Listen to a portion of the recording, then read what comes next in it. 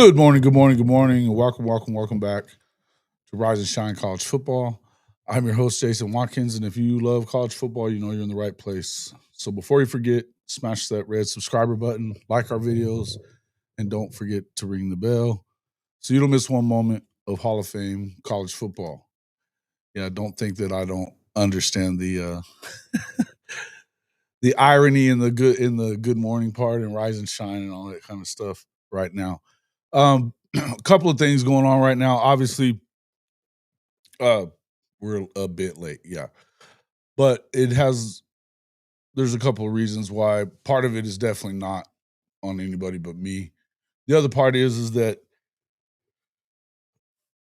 we're supposed to be having Jaden O'Neal on here right now. I don't think he's just ready to talk about this right now. So, and I don't necessarily blame him for not being ready to talk about it either. I don't know that I'm ready to talk about it, but I want to make a few things clear, and we'll talk and take some questions and stuff like that, and trying to a little bit kind of put this fire out a bit. I know that Sooner fans are, they feel the way they feel about it. I know some people are certainly pro Jaden for good reason. I'm pro Jaden for good reason, but we're also all pro OU. And to me, that we have to remember that this is it's more of a business now than it's ever been. Um, and I think it's tough on these kids quite a bit. I know that they're coming into being young men, not just, college athletes like we're used to seeing, but it's tough for them. It's tough for them. It's tough for all of us as well. But I do welcome everybody into the show. Thank you for your patience. Comanche Sooner, Derek Hamilton. Yes, sir. The show must go on. Oklahoma Ganja Grower, Jesse Browning, True Okie, Sooners for Life, Brandon State, Lone Wolf, Daniel Tulsa. Welcome in, everybody. Bishop Frank, thank you for letting everybody know. Let's see. What else? Who else? I know everybody's been in here. Kobe. Let's see what else. Ryman Lemon. Glad everybody's in here. If I missed you, sorry. Scott Walker. If I missed you, my fault. We'll talk more. Does this mean we're getting both? This is a good question. It's pointing to that. And I think a lot of people are seeing things that were on the message boards or on Twitter or whatever. There's a lot of stuff that's going around. I want to do this. I'm going to go ahead and kind of explain what I know of it, um, you know, and that I'm able to. Hey, thanks, Crucifix Autumn. Good to see you. Topher as well. Gray. Um, yeah, it just started. It just started. Sorry about that. Yeah, a bit, yes. And so here's where look, I think the situation has been kind of iffy and weird and tough for, especially for an athlete to handle that has committed and been committed in a to a program that kind of preaches loyalty, and that's really kind of the thing that where I'm at. The loyalty part is just where it hasn't seemed as if it's been that loyal. Now, do I understand Ben Arbuckle's right and need in his mind to have his guy, quote unquote? Sure, absolutely, absolutely. And I've said this a lot. We've talked about this on that level for a long time, really. You know what I mean? And so, to me, I would just say that it's not really changing as far as that's concerned. I understand that. I think that anybody in their right mind understands that. The problem with that is not everybody's in their right mind when it comes to talking about recruiting and NIL that comes with it and everything.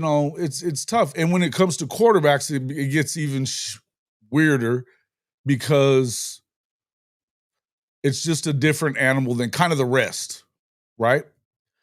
Um, in to an extent, I understand that it looks bad on OU. I understand that. And that's not really what I don't think that that's what Jaden wants. I don't think that's what any of us really want. But it's okay to call a spade sometimes, and that the truth is the truth is the truth no matter what. Right? I have a friend of mine that says that, a friend of mine in Vegas that just, hey, the truth is what it is. It's not pretty, it's not ugly, it's just real. It's just this is the facts. And right now, when it comes to the way things are going, there's been a ton of change just since the end of the year. Of course, we know that Jaden has been committed to Oklahoma for almost a year. I mean, we're talking Champ U BBQ last year, pretty much, I believe, is when he became that, right? But we also have to remember, and I think that this is what he was kind of alluding to in his farewell or announcement that was going on, is that you have to be aware that as much as I may not believe that Brent Venables is on the hot seat, to a lot of people, Brent Venables is on the hot seat, right? I think to Brent Venables is on the hot seat, right? I think that there's a certain faction of the boosters who have a lot of power in a lot of this, a certain segment to them. They have him on the hot seat as well. There's certainly a portion of the fan base that believes that anything short of 8 wins, you got to get rid of them. And if that's the case, look, with the schedule being what it is, the road games that you have at Tennessee, at South Carolina, at Alabama, and then having the neutral game with Texas, you could very easily see an 8-win season, and you could very easily see a 7-win season if you stumble somewhere. There's some other really good teams, or expected to be really good teams, in the mix in that schedule as well. Auburn is a testy game. Maybe if they, the opinions that we have kind of, I mean, if you have Jackson Arnold, maybe not, but maybe they're loaded in certain places and could present a problem. A lot of people believe in South Carolina. It's much more than I do, right? And they have a quarterback that could beat you. A lot of people compare him to players like Vince Young, who, I would tell you that Texas team that won the national championship with Vince Young playing quarterback wasn't loaded everywhere else. They had some great players everywhere else, but he was able to will them to a win over one of the arguably best teams in college football history, over USC. You could lose a game like that on the road to South Carolina. Tennessee, dangerous dog right there. Dangerous football team. You could lose that one. Ole Miss, a lot of people still think they're going to be really, really good, despite the fact that they lost a lot of guys to the NFL. They got a new quarterback, blah, blah, blah, blah, blah. These are all games that theoretically Oklahoma should win, right? But that being said, they may not. So that puts Brent Venables in a situation where he has to maybe do some things that, I could think of this in a number of ways. I'm of the opinion that Brent has to do him. He has to believe in himself and do whatever. And I don't think that straying away from your core values is the way to go about it. And I do think that there's a lot of things that about this recruitment between Bo Bentley and between Jaden O'Neal that has kind of strayed away from Brent's core values. There's been conversations since the weekend between Oklahoma and Jaden O'Neal's family. Okay. While he was in Florida, he had multiple conversations with the powers that be in Oklahoma. They have been committed to OU. They did not leave, regardless of what you may have heard from Florida State media and that kind of stuff. They did not leave Tallahassee having given a commitment to Florida State. And for that matter, they're still not committed to Florida State. His recruitment is open. Okay. One of those conversations, though, was between the O'Neals and Jim Nagy, Oklahoma's general manager. And I say one conversation. There was multiple conversations between the two. Ultimately, here's what happened. Today should be the start of the official visit for Jaden O'Neal. And during one of the conversations with the family, he kept saying, well, if you're upset, why don't you just decommit? Why don't you just decommit? And they didn't want to decommit.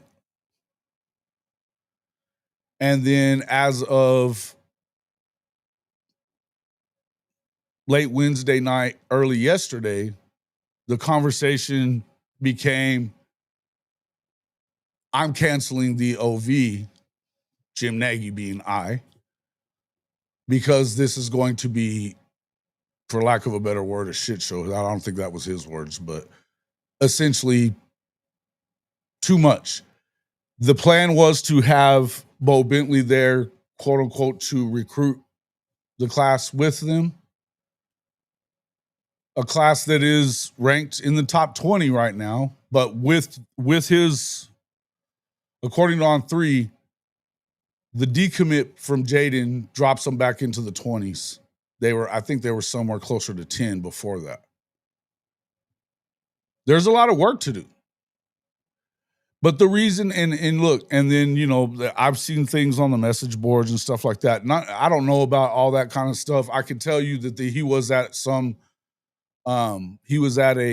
Jim Nagy was at a function for boosters in the Dallas area. He was on his way there when he made that statement and had that conversation with Jaden's camp that he was canceling the official visit. Let's see.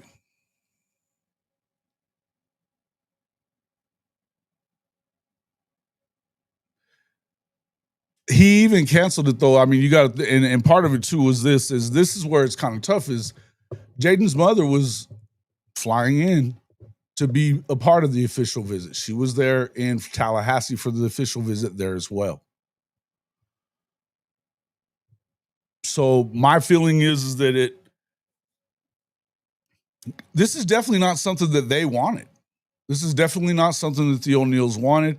I would tell you that that's why Jaden, he agreed to do the show. He had agreed to do the show last week before all this kind of went down. He agreed to do the show last night, him and his family. I don't think he's ready to talk. As of this morning, he's just not ready to talk about it. And I don't even blame him. Here they are. They came to Oklahoma from California, and so that they could be close to this team and help recruit this team themselves, as they have been doing this whole way. Right? I would feel, I just tell you how I would feel about it. I wouldn't feel good about it either. And maybe I wouldn't be ready to talk about it right away. I got to tell you, I don't know that I'm ready to talk about it right now, and I'm not in it, other than, they've been really a breath of fresh air for me. They've been trustworthy. They've trusted me with information that, they didn't want to get out there. There's a lot of shit that's been going around that is absolutely untrue. It gets reported as true by your quote insiders that don't know.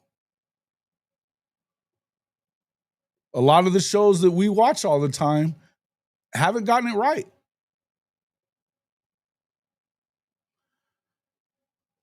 The idea that you were going to get them both, Jim Nagy said that wasn't ever going to happen. Now I know not Bob, but Brent Venables has continually said they were going to get them both. Arbuckle was saying he wanted them both. It was never going to happen. And for all you asking about Bo Bentley, I'm not as close to that situation.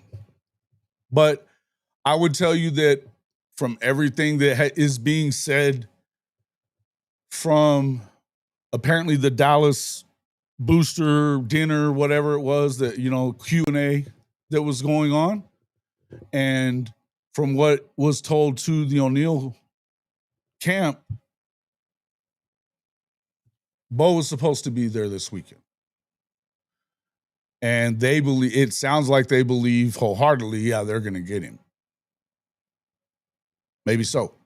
It looks that way just when he decommitted. That I know that was the first thing that people thought. Oh, okay, well, that's what's going to be. Yeah, they were never going to get both. But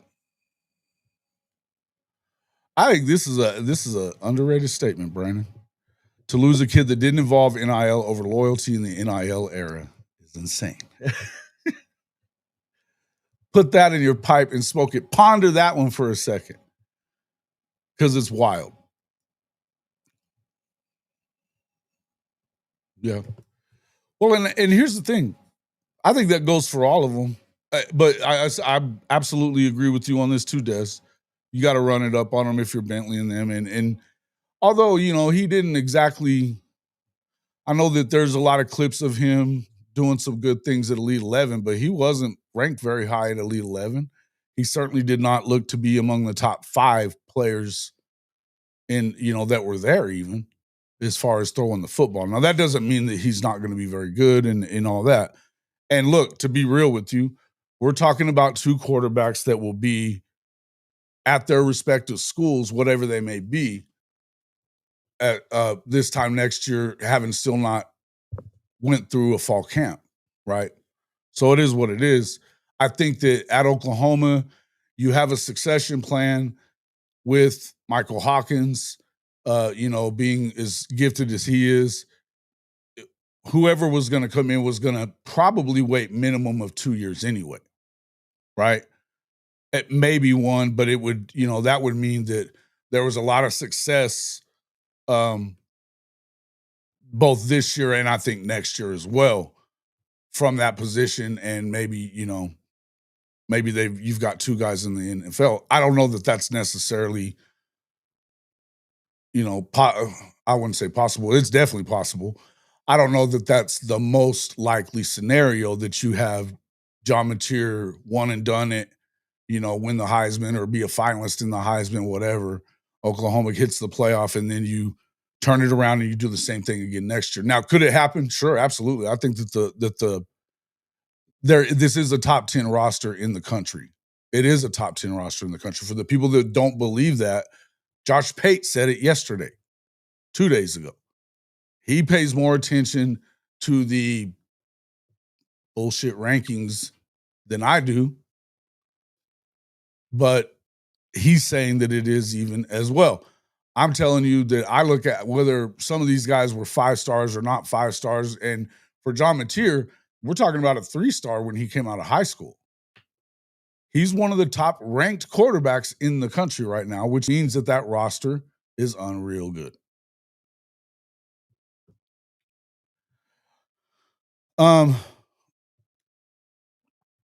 Yeah, Des, you're right about that.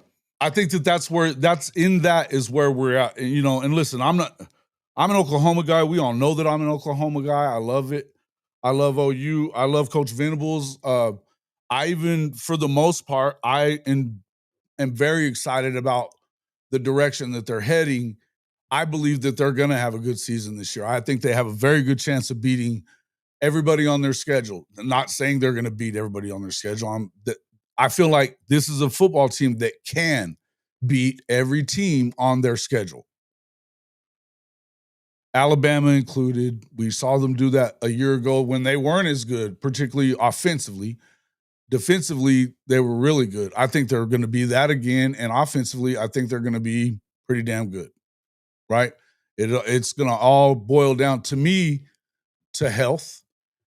But I think that now these kind of things, just looking at what Des just said there, the negative recruiting, you can bet your ass is going to be at a fever pitch right now.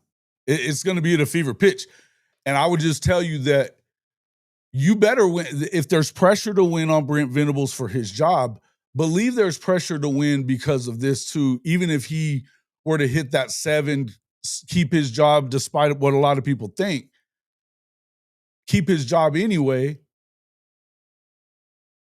it's going to be tough. You need to win 8, 9, 10, whatever, in order to kind of combat some of these self-inflicted wounds, is what I would call them. Because they kind of are.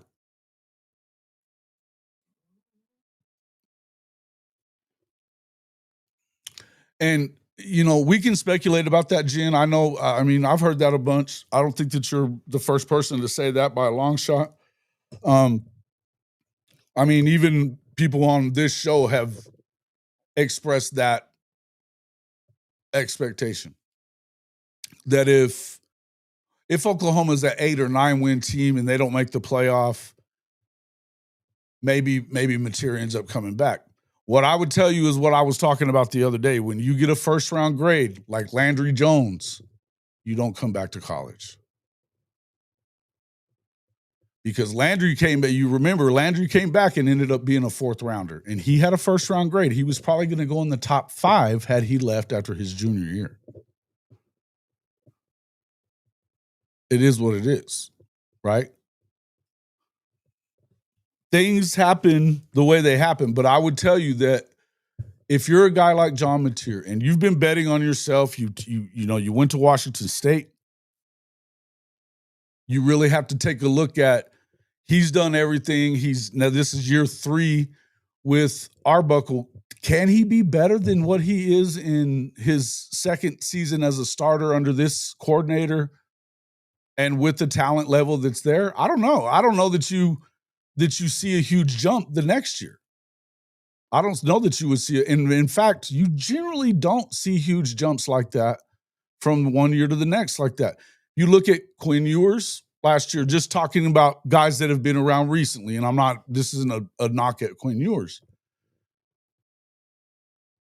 He could have possibly been, I think that his draft stock was higher going into last season, certainly than it was whenever the draft came around and he went in the 7th round this year.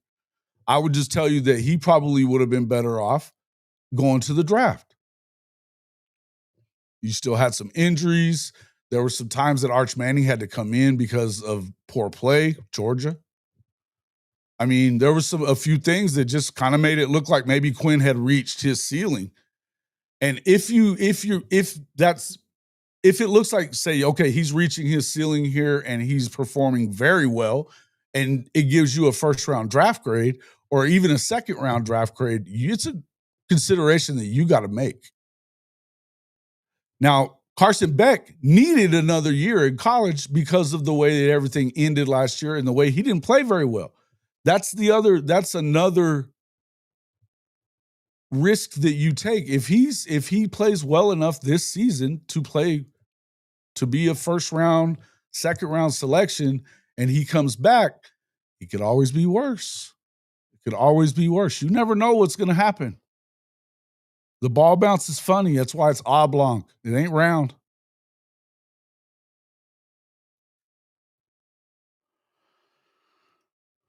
Ooh. I'm going to be sick too. I have not heard anything about Tennessee. I think Auburn is probably in the picture.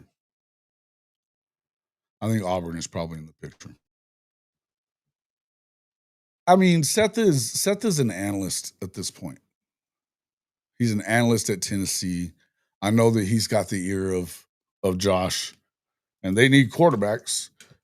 but they've got some quarterbacks waiting in the wings. If the transfer kid doesn't do really well pretty early, they're going to go to their guy that they expected to be the guy pretty quick, right? I don't think that Seth he hasn't had any contact that I know of. And Tennessee has not been in that. I don't think they've been in that conversation at all. So just not. No, I don't think so. This is the prevailing thought that it's definitely going on. This is what you're hearing. Their insiders, their reporters inside. And I think one of them caught him at the airport and was talking to Jaden. So that's where I think that crystal ball came from. I don't even know the guy's name, but it was a situation where it looks that way. And I'll tell you this much: Florida State has pulled out all the stops to try to get him. And I think that whatever the case, I don't know what's holding up that or whatever. I know that the offer's there. All he has to do is say yes, and he's a Seminole. That's for sure. Arizona's still out there. Auburn is still out there. I think that they had backed off a little bit, thinking that he was staying at Oklahoma or possibly going to Florida State. But and I think that, with their young situation at quarterback right now, you've got Deuce McKnight that's waiting in the wings behind what we would all look at as a shaky Jackson Arnold as the starter. It may not be as good as they think it is, but they were preparing as if, hey, we're gonna probably move forward without it. We don't expect it, but I know that since all this has gone on in the last couple of weeks, I think they've stayed in contact. They've stayed in contact as well. Would it surprise you if they were back in and really a big part of it? Here's where I would tell you that I think it's a bit of a gamble. And here's where I'm at as far as with Jaden. Yeah. Des, you know what? You're starting to irritate me because you're actually getting some right stuff here. Look, I don't necessarily. Here's where I'm at with Oklahoma, and I love. Again, I'm going to say this again. I love Oklahoma.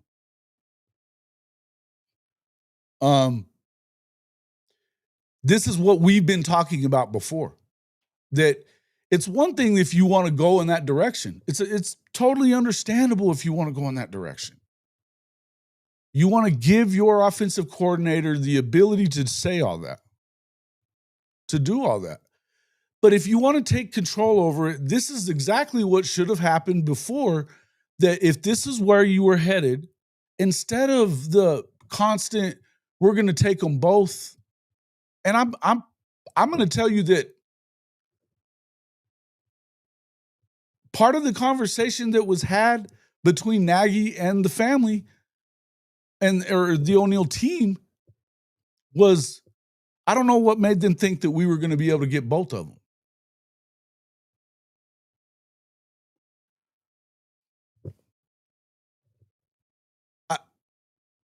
Look, he's kind of coming into this new, but we do know that he's in charge of this roster at this point, and I think that he made his command decision there to pull the plug on it, for better or worse. Now, I would tell you that I'm going to tell you that I still believe that Jaden O'Neal is the better player. I've yet to tell you that I think Bo Bentley sucks, because he doesn't. But I still would tell you that I believe, and look, if you look at what the week before, he was there at a camp showing out. Josh McCuistion, who has clearly been pro Bo Bentley, said it himself. He looked damn good. Damn good. In control. Food for thought on this. We're in June. The rosters, these recruiting classes and where they rank and all that other shit, it could change, and where these players are committed to, quote unquote, may change a lot between now and December. Signing day. Signing day could change. The portal day could change. If Jaden O'Neal goes out there and does what it looks like he could do at Mustang, which is a program that they're a decent program. They're not a team that's been a big time state championship contender. They could be a state championship contender with a quarterback like they have and the weapons that they added to go around it. If he's playing the way looks like he's playing, I'm going to tell you, it could muddle things. So wherever he ends up committing to here, my guess is, in the next few weeks, whatever it is, right? Wherever he ends up committing to, he may have better offers coming down the line.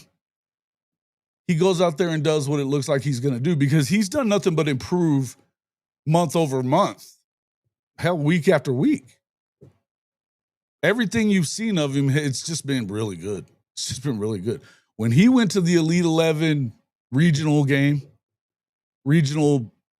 qualifier bullshit that they did in Texas, I don't think they were ever going to put him out there in front of what's his name from Houston, because he's their 5-star, blah, blah, blah, blah, blah. He was going to get in. But he went out there and was impeccable. Impeccable. He didn't miss throws. He didn't miss reads. He didn't miss it. I mean, he did the thing. Professor just said a few minutes ago in here that it's Elite 11's a bit of a fake showcase. Now, I'm not going to go that far and say that it's a fake showcase, but it's not exactly it's not necessarily anything to do with how you performed at one of these things. If you believe that, we know for sure that Bo Bentley had not performed well enough at the one he went to in Florida to make the finals. He ended up a wild card later on down the road. Who pulled the strings to make that happen? I don't know. But you've seen some of these late entries that you didn't know anything about, and they didn't have to go through the competition and all that other kind of stuff. Dez, you're on fire this morning. You're on fire. Shut up.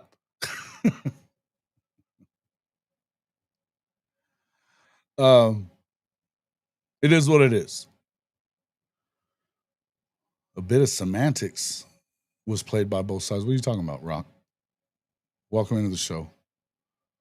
Fatty, you taking a black eye on the culture side of this? A little bit. You know what changes that?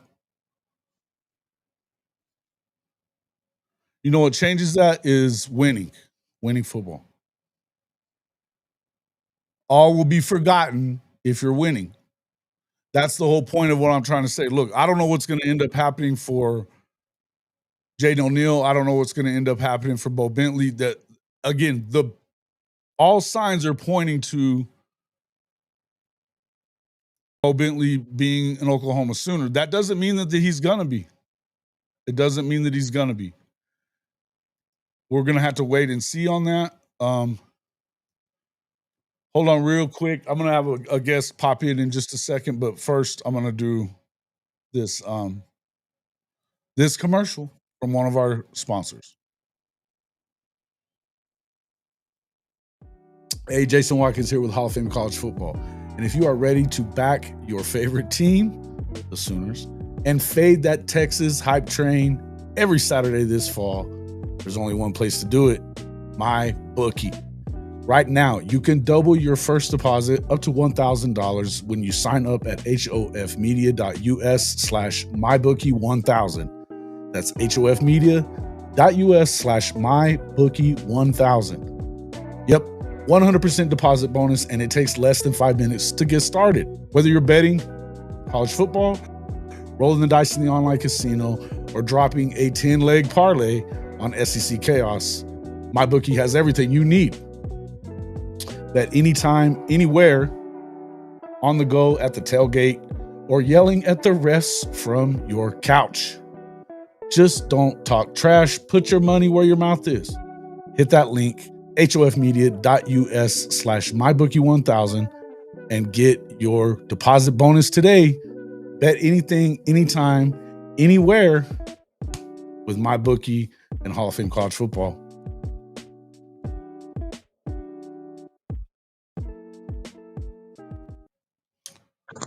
Welcome into the show, our friend Bishop Frank. What's up, Bishop Frank? How you doing today? What's good? What's good, everybody? Real quick, before we get into anything, I want to shout out to Jaden O'Neal. He's in the comment section here. Just want to thank me and all those of you who have supported us throughout this whole process. The O'Neals are still grateful for Sooner Nation. Class, as always. Yeah. From Jaden's father. Look, all love, big dog. All love. All yeah. love. Big salute. Hey, not only that is that your character is impeccable, and the way you raise your son shows heads and shoulders of what you put into him. And big salute on how we all came about, and we thank you for standing that fire test and making your choice. Penn State Sports Talk, quit saying things that you don't know what the fuck you're talking about, because you don't know what the fuck you're talking about. Stop doing that. The people that are saying that one fits the playing style better than the other one. I think that if there's a fit thing, the fit that if you're watching the film and watching the way that Bo Bentley plays, I think you can see a little bit of John Mateer in that, right? Scrambling, flipping it around and stuff like that. Able to, he'll take off running quickly, stuff like that. Jaden O'Neal doesn't run as much, but I want to read something to you. I want to read you his stats. And this is, mind you, this was in a 6-game season last season. This comes from On3. This isn't just coming from his family or whatever. And we know that it can be tough to get real stats from high school federations and stuff like that, particularly the ones like California.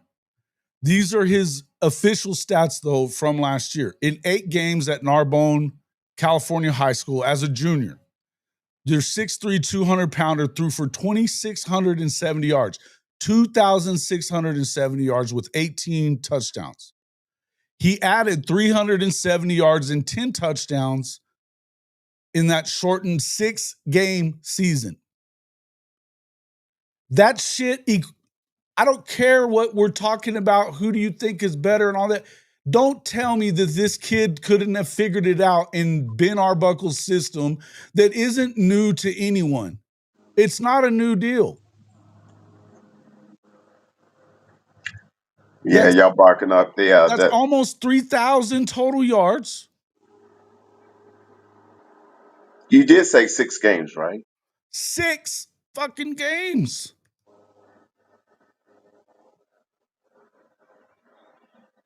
Don't say stupid shit. Don't make it, and don't let Oklahoma off the hook like that. And I love Oklahoma. Oklahoma is my team. I went there. That is not what it is. They made a decision based on what they want, what Ben Arbuckle wanted. And that's simple. And you know what? Had they made this decision 5 months ago, before the O'Neals moved to Mustang to play and be closer to the school he's committed to, then it's no harm, no foul.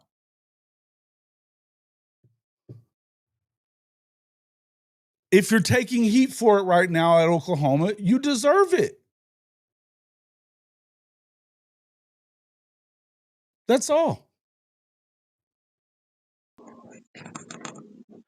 No, I'm not acting like you can't be critical of a recruit. You can be plenty critical of the recruit. What is to be critical about with this kid?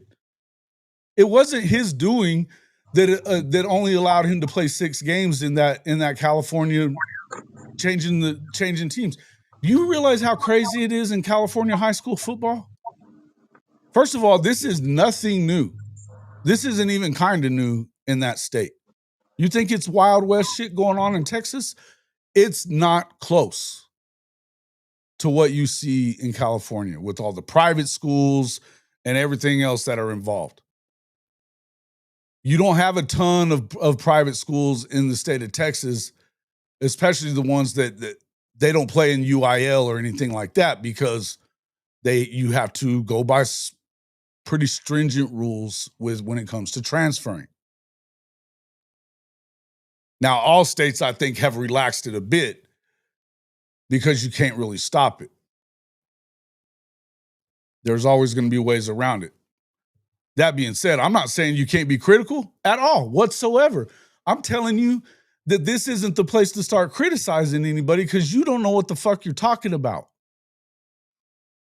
Penn State, pay attention to your boys and talk to them. Talk about what they're doing and not doing.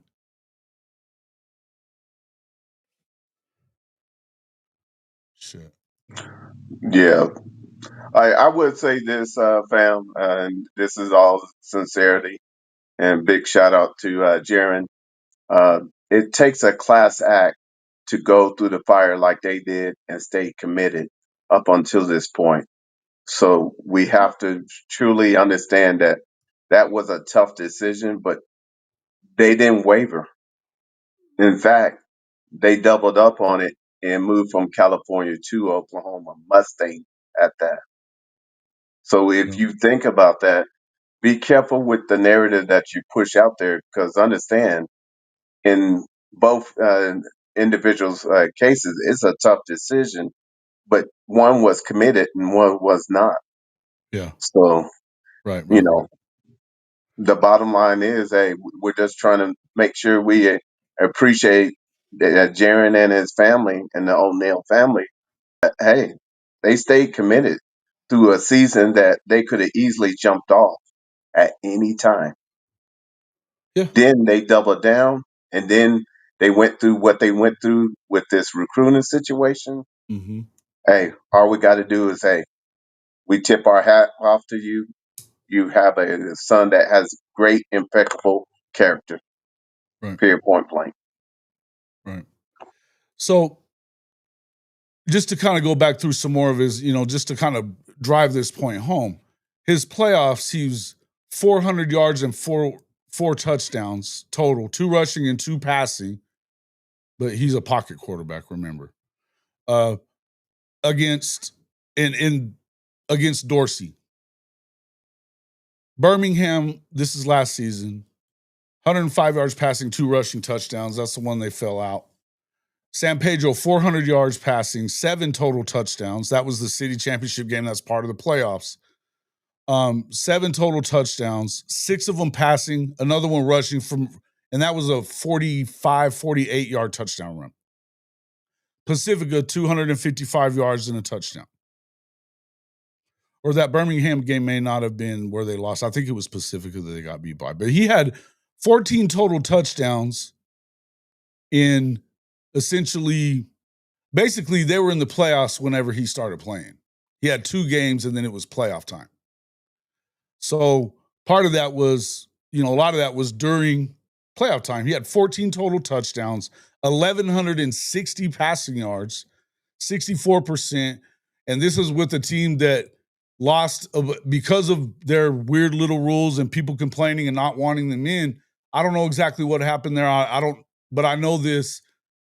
Their top 2 wide receivers were not with the team at that point. They were putting defensive backs in to play receiver at that point. Now, we know a lot of guys go both ways in high school, that kind of stuff. That's not necessarily the case on a normal basis at Narbonne High School. It's one of the better high schools in that certainly in that California district, but at the big class level in California at all, right? 1,160 yards. Now, I can tell you that I've seen film where he had a bunch of drops. There was a bunch of drops from balls that were on the money. That 65% is what it is. You know that, and here's the deal. They played a very similar offense to what Arbuckle runs. And let me tell you how that doesn't surprise, it shouldn't surprise anybody. It's Mike Leach's fucking offense that everybody runs. Everybody runs. It's the reason I've said so long that Mike Leach deserves to be a Hall of Famer, because nobody has had as much, nobody has affected football at every level the way Mike Leach has. And with that offense, he's got a huge coaching tree. It includes Ben Arbuckle. It includes high school kids all over the state of Texas and every other state in the 50, because they do that. It's the game. It's to me, the air raid and spread, and you can, there's different versions of all this stuff, but these high octane, throw the ball around, be able to run it in some of them, this is the reason. It's PlayStation football is the way I look at it. And kids don't want to do the 3 yards in a cloud of dust shit anymore. I remember Hal Mummy saying that to me one time when we, back at the start of my career as a sports writer. Hal Mummy talks about, hey man, it's PlayStation. These kids have thrown and caught a bunch of balls online, and that's what they think football is. It's how you attract them. Touchdowns, lots of them. So, it kind of is what it is. Yeah. No, it's not bad. What's up there, sharpshooter? Coach Smook. What's up, Coach Smook? Mars Jams. Coach Ricks. Don Dada Showtime. What's up, man? If they don't get Bentley, listen. Yeah, at this point, if they don't get Bentley, I think it looks even worse, because the indications from all angles is that he's coming. I mean, as I told you, the word given to the O'Neals of why they were pulling the official visit was because Bentley was going to be there to help, quote, recruit his team, recruit his class. Yeah, it didn't look good.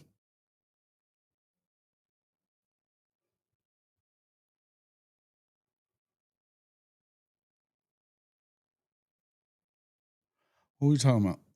Oh, you get mad at Professor there, Mars? Professor's our guy. Everybody's spit fire this morning. Everybody's all angry. Y'all don't be so angry. Look, here's the deal. There's a reason to be. Look, I think that, Dez has kind of hit it right. Imagine that fucking Texas fan. He's been on fire this morning. Fucking Texas fan getting it right. It's not a great look. What I would tell you is that, again, it's not like they didn't already have reasons that they needed to go win. Yeah. But yeah, your recruiting life is going to depend on it quite a bit. They have gone away from the worrying about what the recruiting sites think about players, and they're going with guys that the staff likes. For better or worse, that better work too. That better work too. You won't really necessarily know whether that works or not until a couple of years down the line. The point is, though, if they struggle to get some guys, because they're not winning, things are going to change around here real quick, And I think Arbuckle is going to have.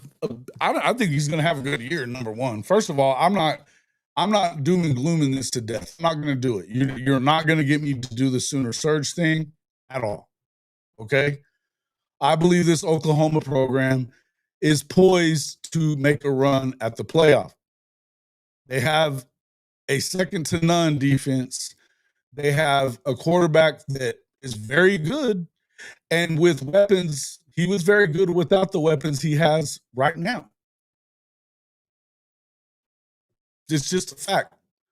Look at, that offensive line is kind of going to be, the more I look at it, the offensive line, I believe in it But it is the key to the whole ball of wax. I think you're going to get enough of these receivers back healthy by the time the season rolls around. Everything we've heard about both Gibsons is good news.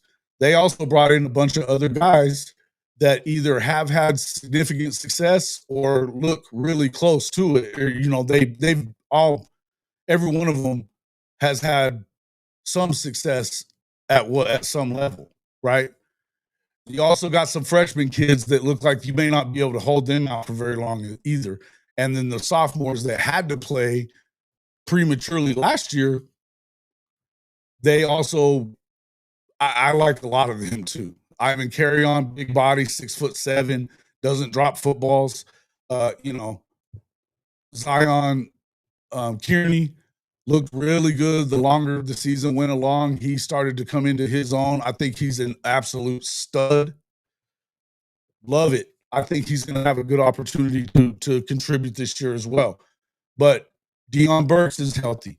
Man, there ain't a lot of dudes that can run like that guy. He's explosive. We can talk about a lot of these guys. I'm gonna tell you again. I think that the best thing that could have happened for Jaren Kanak and Oklahoma was putting him at H-back.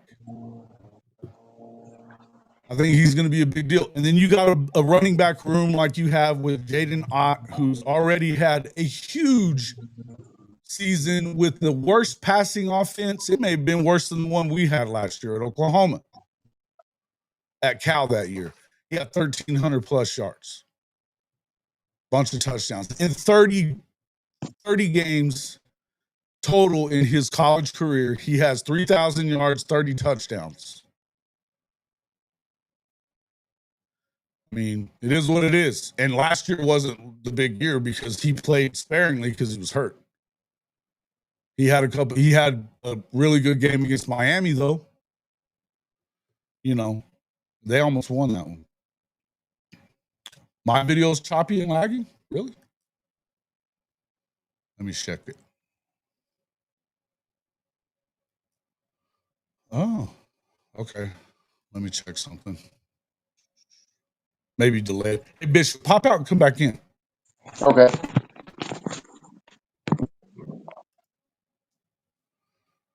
Let's see if that helps it at all. Go ahead and go all the way out, Bishop, and come back in. How about now? Give it a few seconds and let's see what it does.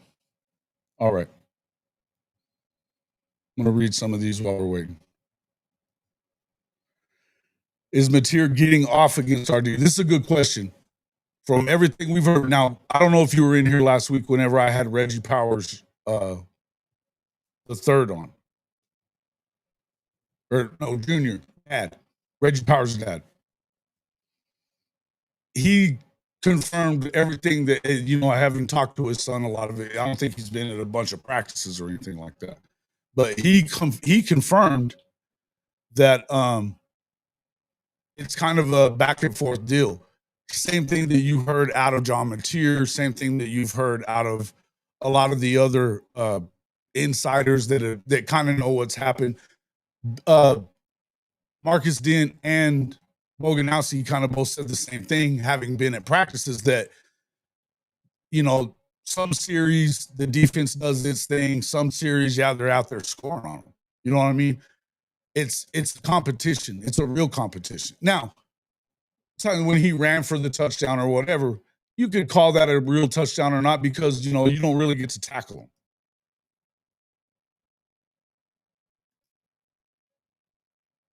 Okay, yeah, we're still getting a lot of people saying we're having some issues here.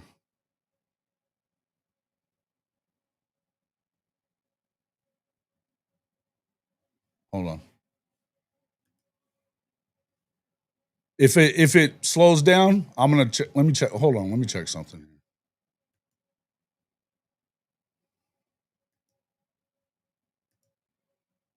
I've got good speed everywhere.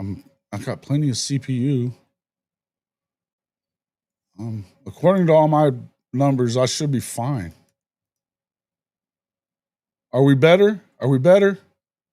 Legend? Mars? It's better now?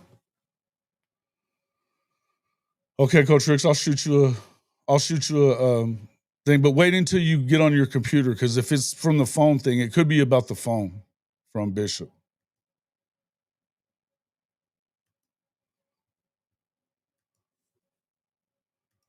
Let me send this to Coach Ricks.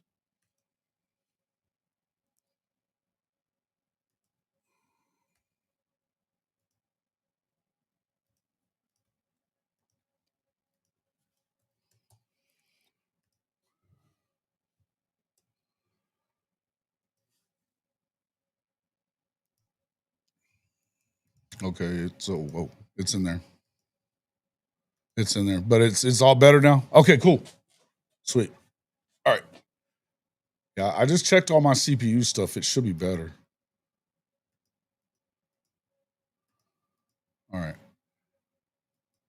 Jaron, is it better on your end too?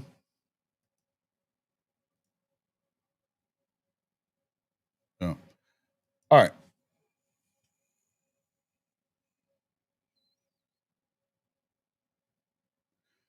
Wait, what are we saying here with it? It's not if you think he's a better player stuff. Let me get down to the bottom of what you're talking about here. Goated, Sooner in Texas. LSU is certainly going to throw a huge ass bag at Bentley. They're desperate for a quarterback. Yeah, they lost Bryce Underwood last season and it was at the end of the cycle too. And it didn't look. They had egg on their face for it. They're going to pull out all the stops to try to get him, right?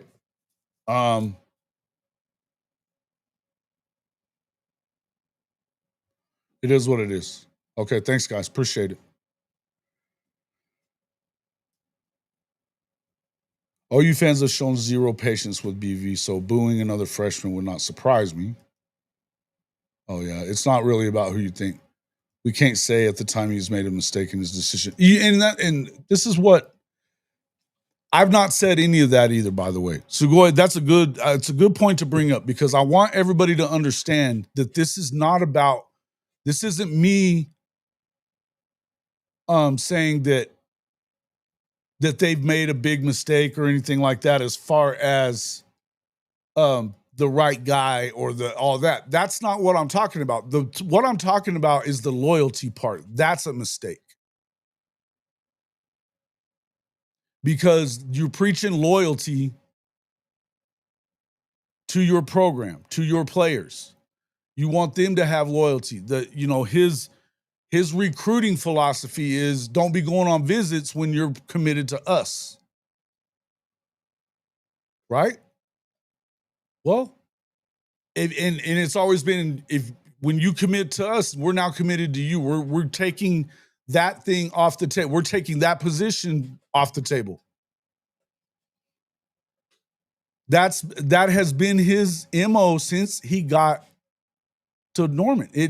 And I remember at first everybody was talking about that as if that was a big, big mistake. And I don't think it's been a big mistake. I think it's been the reason that you've seen them recruit as well as you have.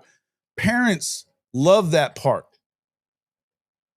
He doesn't tell you not to go, he doesn't tell anybody not to go and enjoy the recruiting process, but don't commit until you're committed.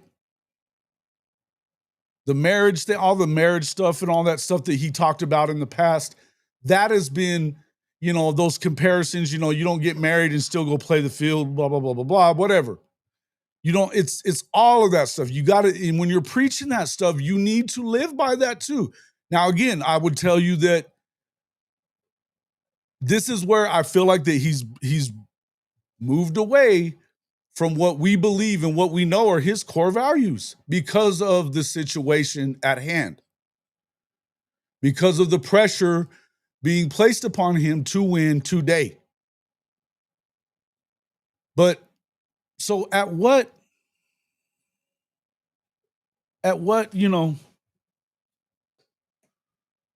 what point is it okay to do that, to go away from what you preach all the time? I don't think that it is.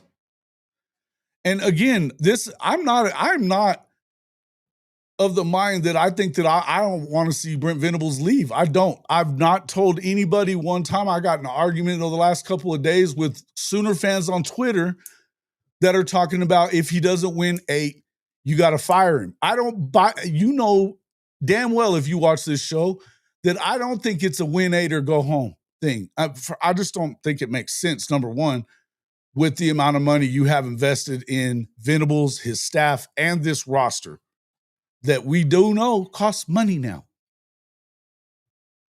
Because you will lose a lot of those guys. But the loyalty was starting to come into question over the David Stones incident. I don't know that it was necessarily a loyalty thing there as much as it was a misunderstanding with David Stone, but that doesn't mean it didn't look that way.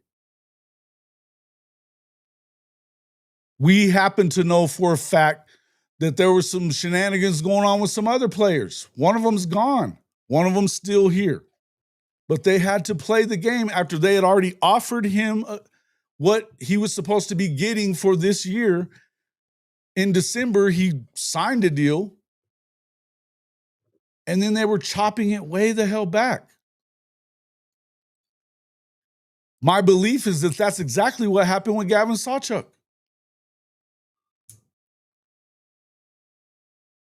Once you bring in a guy like Jay Knott, a guy like Gavin Sawchuk, he's been banged up for most of the time. It surprised me that Giovanni Gibson wasn't part of that too. Not Giovanni. What the hell was I just thinking? The other running back, Vegas, Javonte Barnes.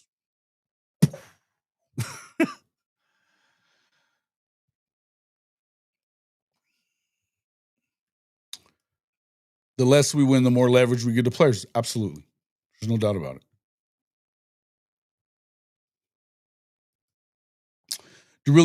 Do people really think we wanted to get back on the planes again? Heck no, but I had to and will always do what's best for my son until they lower the hey, man.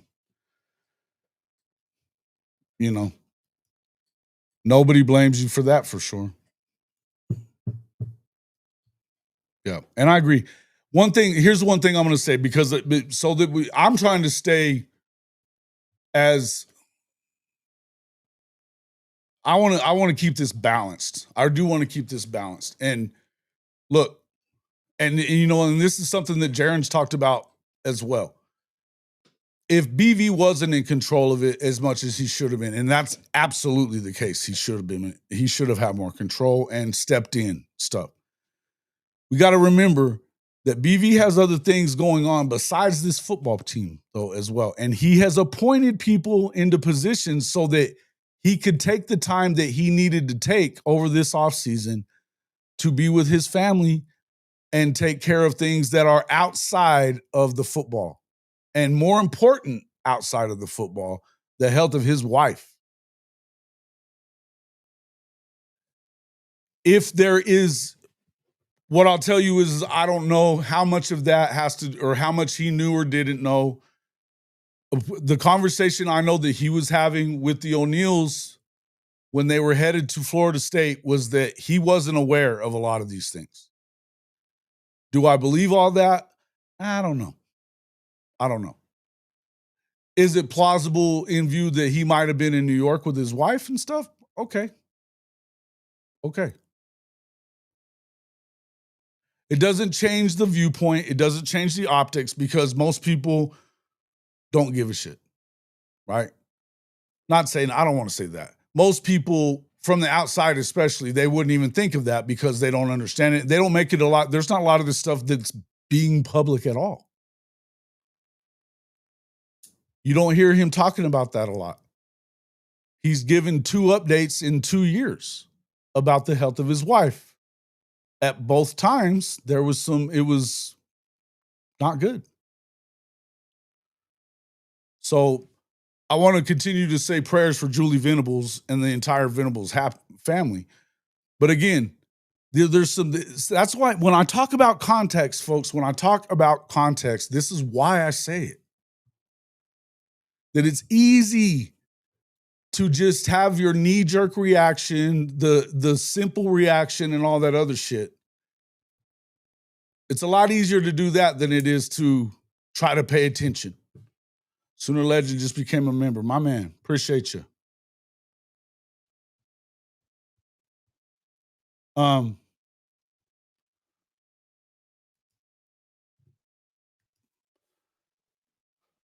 Appreciate you, my guy.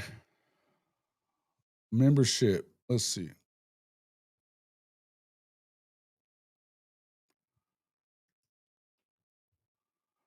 Brito did that to him. Don't be putting that off on Brito. Don't be putting that off on Brito. Yeah, big respect to Jaden O'Neal. This stuff is crazy, but I wish you and your family the best in life. And that's the whole. Here, listen. Here's the beauty of all of this. I know that we are huge Sooner fans. We all are, right? Even Dez loves them. It's always here. He has to, right?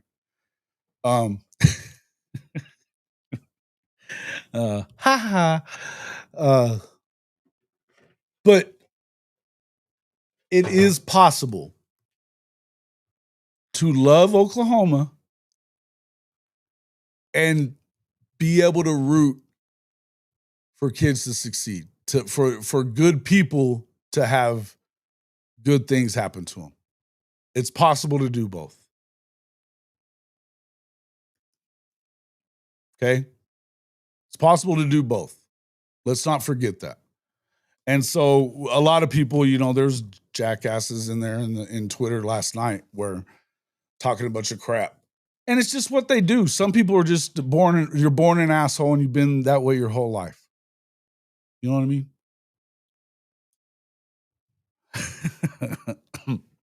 I had to go there, brother. You've been saying too many good things. I had to say something. All right. But, yeah.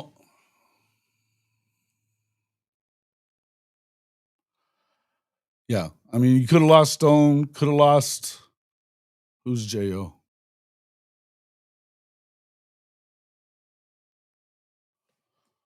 In any event, there's just a lot of stuff to talk about. Now, like I said, that doesn't absolve Oklahoma on the way that this was handled. But what you hope is, and here's the other thing, with Jim Nagy, this is a way that this kind of balance of, power kind of goes, right? I think that there wasn't anybody really holding the purse strings for Brent the last couple of years. He could say, yeah, we're going to give this guy this and this and this, right? For the people that hate OU, it's the easiest thing to jump on, right? There's been more in the last year or so, for sure, of this wait, slow down stuff. But I don't know that Brent was ever really hearing that. When it came to Nagy, his comments to the O'Neals about, I don't know what made him think that we could have both of these quarterbacks, two blue chip quarterbacks, and be able to afford that. And I think the answer that was given to him from Venables was somewhere along the lines of, because we're Oklahoma, we can do whatever we want. Okay. I could kind of see that he would think that way, right? That's not really the case. And that has been kind of a clunky transition, right? And none of this, hey, listen, it wouldn't be OU if the shit wasn't a clunky transition. Every time you have a transition, it's always like that. May not be as bad as it usually is at Texas, but it's generally a clunky transition. It just kind of is.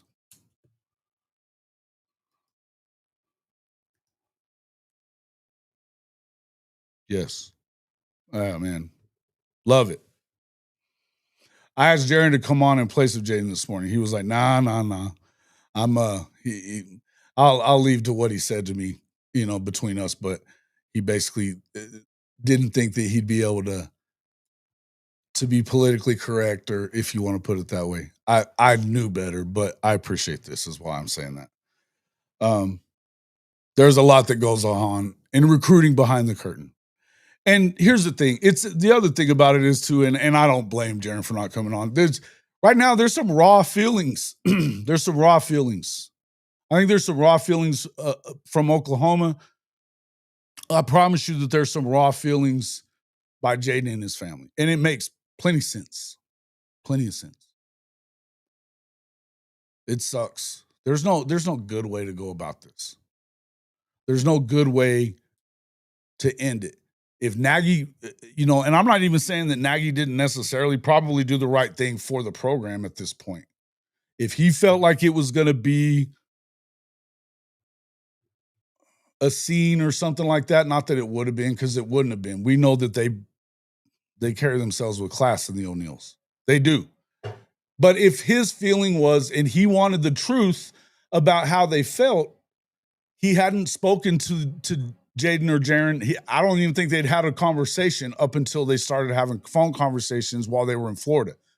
So if he knew or was asking for real, he got real. And the raw feelings of how they felt about the recruiting stuff and the things that they felt like weren't right, which I agree with. But he turned around and said, listen, I don't think that this is a good thing for you to be here if this is the way you feel. Why aren't you guys decommitting already? Well, I think that we say what we feel, but that doesn't change some of our other feelings too. Yeah, I mean, you can be upset and still want to stay. I mean, families fight all the time and still stick together. They feel like they were part of Oklahoma's family for the last year. It wasn't, and they love the program. They live in Oklahoma. They can say that they feel they can tell you that they're not excited about what's going on, but that doesn't mean that they still didn't want to be there. And I think that to some extent, no matter how it may have come across, I think that there's a lot of people that always felt like that this was going to work itself out for the best for Jaden O'Neal and his family. And now that it hasn't, there's a lot of hurt. There's a lot of hurt. I don't blame him for being hurt. I'm not going to sit here and kill Jim Nagy for making the decision he made. Do I love it? No. Do I think that he should have made, that it should have been, this is the decision that you should have probably made months ago? Yes. If this is where we were headed, then this should have been done before, right? It doesn't come across the same today as it would have 5 months ago either. But I don't necessarily blame Jim Nagy for being like, all right, this is enough. That's it. You know what I'm saying?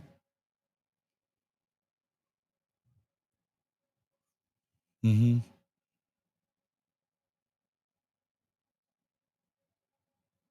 Well, what do you mean? They're probably not telling that kid he needs to stay loyal to them while they shop. That was the conversation that was, I think that Venables came across as he was dumbfounded by why they were going on an OV to Florida State. He didn't understand why, according to what he said. Again, he hasn't been around as much, and he has guys that, Todd Bates, he trusts them. Todd Bates was there at their home visit, along with Emmett Jones. Those are guys that he trusts. Obviously he put trust in Ben Arbuckle, but he knows that Todd Bates is kind of a closer. I don't know how much he knew about it and how much he didn't. My feelings are that he knew more than he let on. But that being said, I can't be 100% about that because of the fact that we know what's been going on inside his family with his wife's health, period, in the story. So I have suspicions about certain things, but that doesn't necessarily, and that doesn't make them right, man. It doesn't make them right. Yeah, you're right, Des. Again, shut up. Here's my question. will we start requiring contingency offers and have the kids sign? And if either party backs out, there's a fine, or you can, oh shit. House Bunny, I don't know that we're very close to that. I think that they're trying really hard in Congress and certainly by the NCAA and all that stuff. I mean, now we're starting to talk about as a whole. There's going to be some new guidelines. What those are going to land on at the end of the day, I don't know. I don't think that you're ever really going to have a ton of control over these players. I don't. And you shouldn't either. When they sent a contingency to the O'Neal house, that they, I thought so. I think so too. I think you're right there.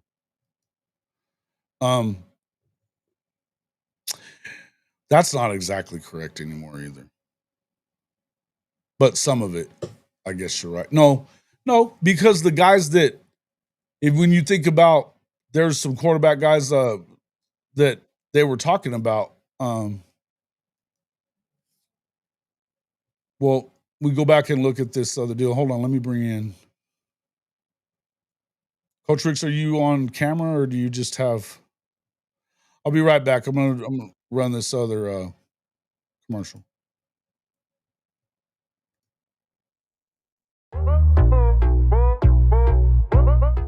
Are you tired of your game day gear looking like it's stuck in the offseason?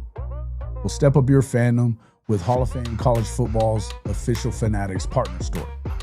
Whether you're a diehard Oklahoma Sooners fan like myself, bleeding crimson and cream, or you rep another one of the SEC's heavy hitters, Fanatics has you covered. Shop thousands of officially licensed hats, jerseys, sideline polos, and exclusive championship merch from the entire Power 4 and Group of 6 too, all shipped directly to your doorstep and fast. Want to gear up like your favorite coaches and players? Are you looking for that perfect tailgate tee or a statement piece for your man cave? Fanatics is your one-stop shop for authentic college football gear from everybody that plays the game. So do yourself and your team a favor. Click our link in the description or simply log on to hofmedia.us/fanatics.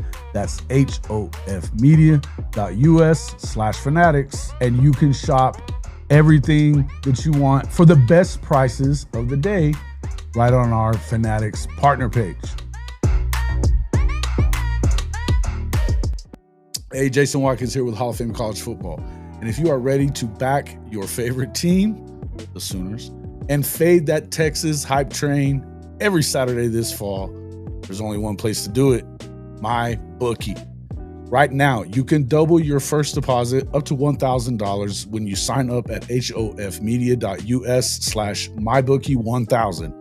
That's hofmedia.us/mybookie1000. Yep, 100% deposit bonus, and it takes less than 5 minutes to get started. Whether you're betting college football, rolling the dice in the online casino, or dropping a 10-leg parlay on SEC Chaos, MyBookie has everything you need.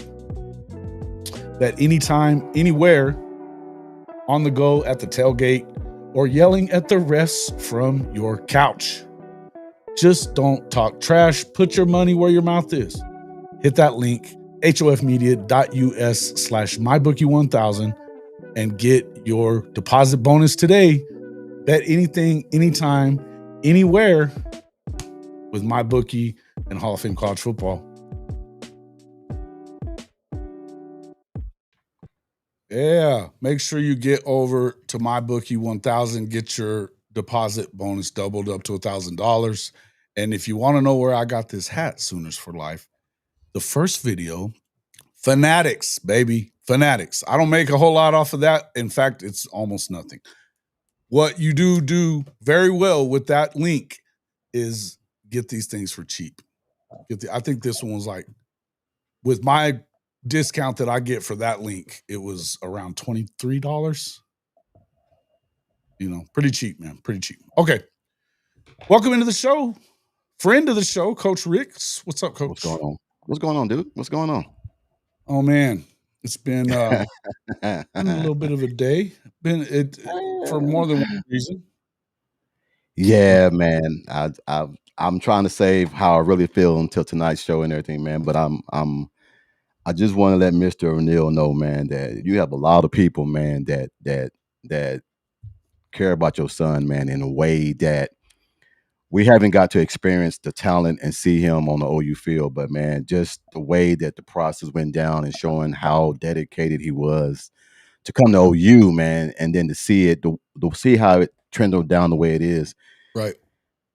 I feel a certain way, man, but at the same point in time, man, I know I can see both sides, but I just think, man, that BV is going to have to. I know let me just be like this. My brother-in-law told me some things, man, that I didn't like because he saw this and he know people who know people. This is Hmm. something, man, that is definitely over BV's head. Uh, this was Well, not you his mean as decision. far as like it's not something he's had to deal with in the past. Yeah, This was yeah, not his baby yeah, in yeah, Clemson, South yeah, Carolina. yeah. Yeah, that makes sense. Um, so and also to let Mr. O'Neal know, man, I've been there and I've done that. Uh, NC State was not Alicia's first choice. Duke was. Hmm. Duke was her first choice because that's where everybody that she went to school with went. But when Marissa Young came in and became a new coach, the scholarship got rescinded. Right, right, So right. she had to That look happens somewhere else. sometimes. Yeah, that Yeah, happens. and there was no hard feelings, still love and everything, but she had to go to NC State and everything, which was the second choice. So Sure. I get it, man, but it just hurts me, man, because the one thing BB is his backbone is trust. His backbone is family and loyalty. Um, But that's where it looks bad right here, I think, coach. And that's the whole point is that I was making was that look, this is where the loyalty part, because loyalty and trust and all that, and don't, first off, it didn't just start here at Oklahoma. That was something that they do at Clemson. Clemson. You've heard that from Yeah, Dabo before. yeah, That, don't tell me yeah, you're committed and then go visiting other places and stuff like that. Right. And you can do that when you're winning, and they were winning when he started up that stuff. They'd yeah, already won a natty. So, but you adopt that, I think, and not even wrong. And I'm telling you that was a good thing when he did adopt it. I know a lot of people that Oklahoma fans on Twitter, especially, you would hear them saying, that shit ain't gonna work. Because nobody yeah, else had the nerve to do that at that time and expect that from the recruits. yeah. It was working for Oklahoma, though. They had 3 in a row top 10 classes. One of them was a top 5 class. And look, it is what it is. The point is, now you're seeing a few more are starting to do it. You're hearing more people talking like that. Even Lincoln's been doing it more at USC, I think, even though it hasn't worked very well for him. Yeah. Well, But house money, I don't agree with that. With what house money said, there is no loyalty in business. I mean, you yeah, have to that's have some not type of necessarily true. No, you got to have integrity in your business, or your business ain't worth shit. correct. If you don't have no integrity, doesn't matter about that because I won't do business with you because I can't trust you. So you Right. got, I mean, but to finish what I was saying, I just want to say this because I want Mr. O'Neal to hear this. Is that you and I both know that there were players that wanted to come to OU when Bree came from Mhm. Clemson. Yeah. He said no. He said no. Loyalty, loyalty, loyalty, loyalty.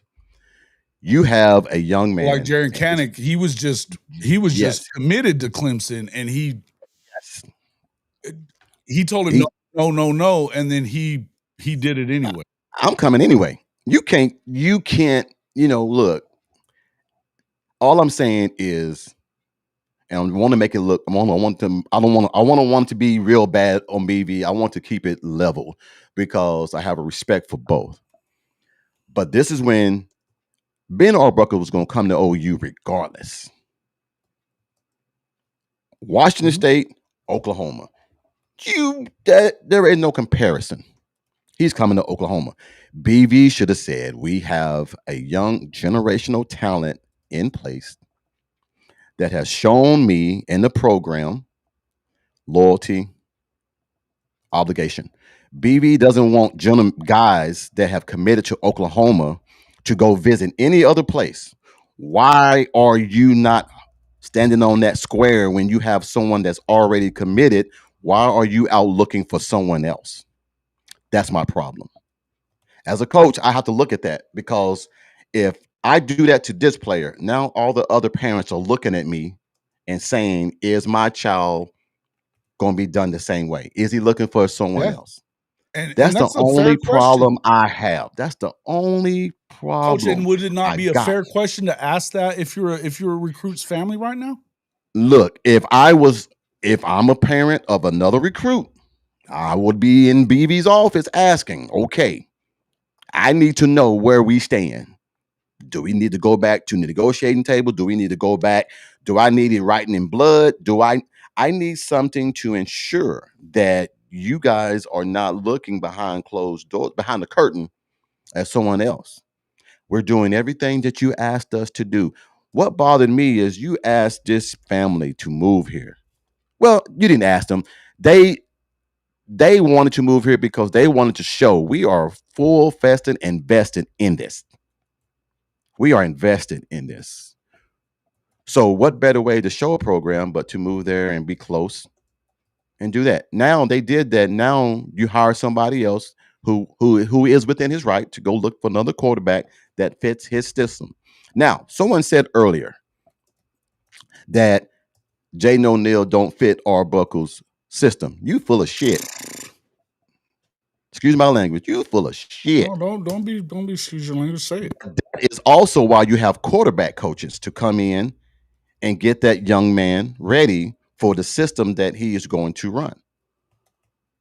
So I don't like that comparison that he doesn't fit the scheme.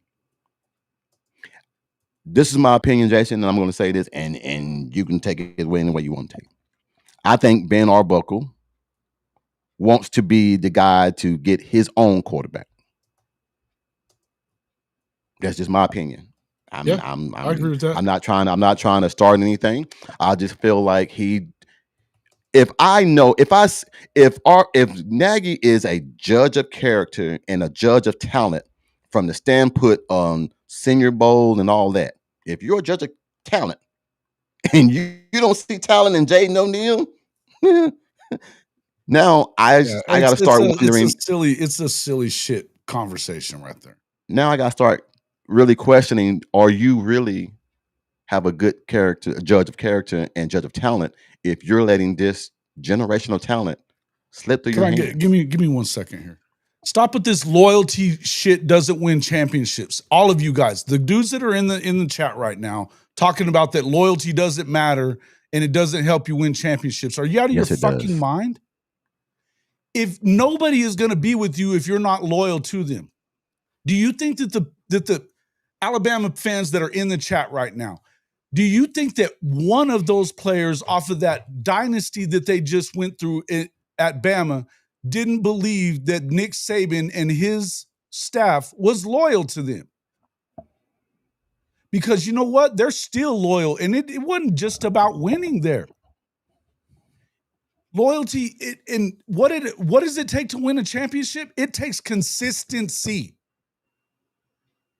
It takes consistently doing what you do and getting the players, the athletes to buy in to what you do. Don't tell me that there's no loyalty in this shit. There is loyalty in this stuff. The ones that aren't loyal are the ones that don't last. The ones that Lincoln aren't loyal Riley are the ones is not his lack of loyalty is what's causing him to struggle at USC. Son of a. Well, if that person that said that is thinking about loyalty, then every day that you go to work, every day that you do what you do at your job, don't mean shit. Then it don't mean nothing. That's not true either. Orca, damn man, I thought that you had you'd stopped hanging around for a reason. And damn it, come back in here and say stupid. Loyalty doesn't mean that you don't change quarterbacks whenever you know that that was being loyal to the rest of his program. We have an opportunity to win the national championship game, and we're not getting what we need out of that position at the moment. And the offense that they had and the guys that they had needed somebody that could deliver the football to them in that time. That was loyalty to the entire damn program. Shut up if you don't say anything smart. Orca, damn. Talking about Jalen Hurts. He still loved Jalen Hurts. He still tried to help him get to a situation that he thought would be good to him. Jalen Hurts doesn't badmouth Nick Saban at all, ever. That might be the dumbest thing I've ever heard. Well, man, I think people right now are in their feelings and trying to get something off their chest, but they're not talking correctly, and they don't really have the clue of what's going on. There has to be loyalty. There has to be loyalty. Yeah, listen, the only loyalty that matters, first off, stop using all caps like you're yelling. That is not the only loyalty that matters, but I'll yell back at you. You're out of your fucking mind too. You're a caveman for real if you believe this.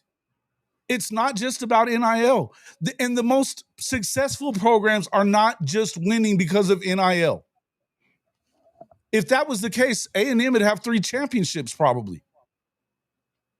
Stop saying dumb shit, folks. Stop saying dumb shit. Be smarter than that if you're going to make comments in this fucking show.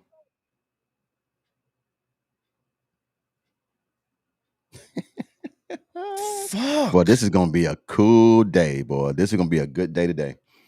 This is going to be a good day because I can just tell what we're going to talk about tonight, man.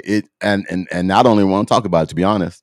I think that it's going to get out of control because people are living in their feelings right now. If you don't have loyalty in anything that you do, then you're not really living. You're just being for the moment.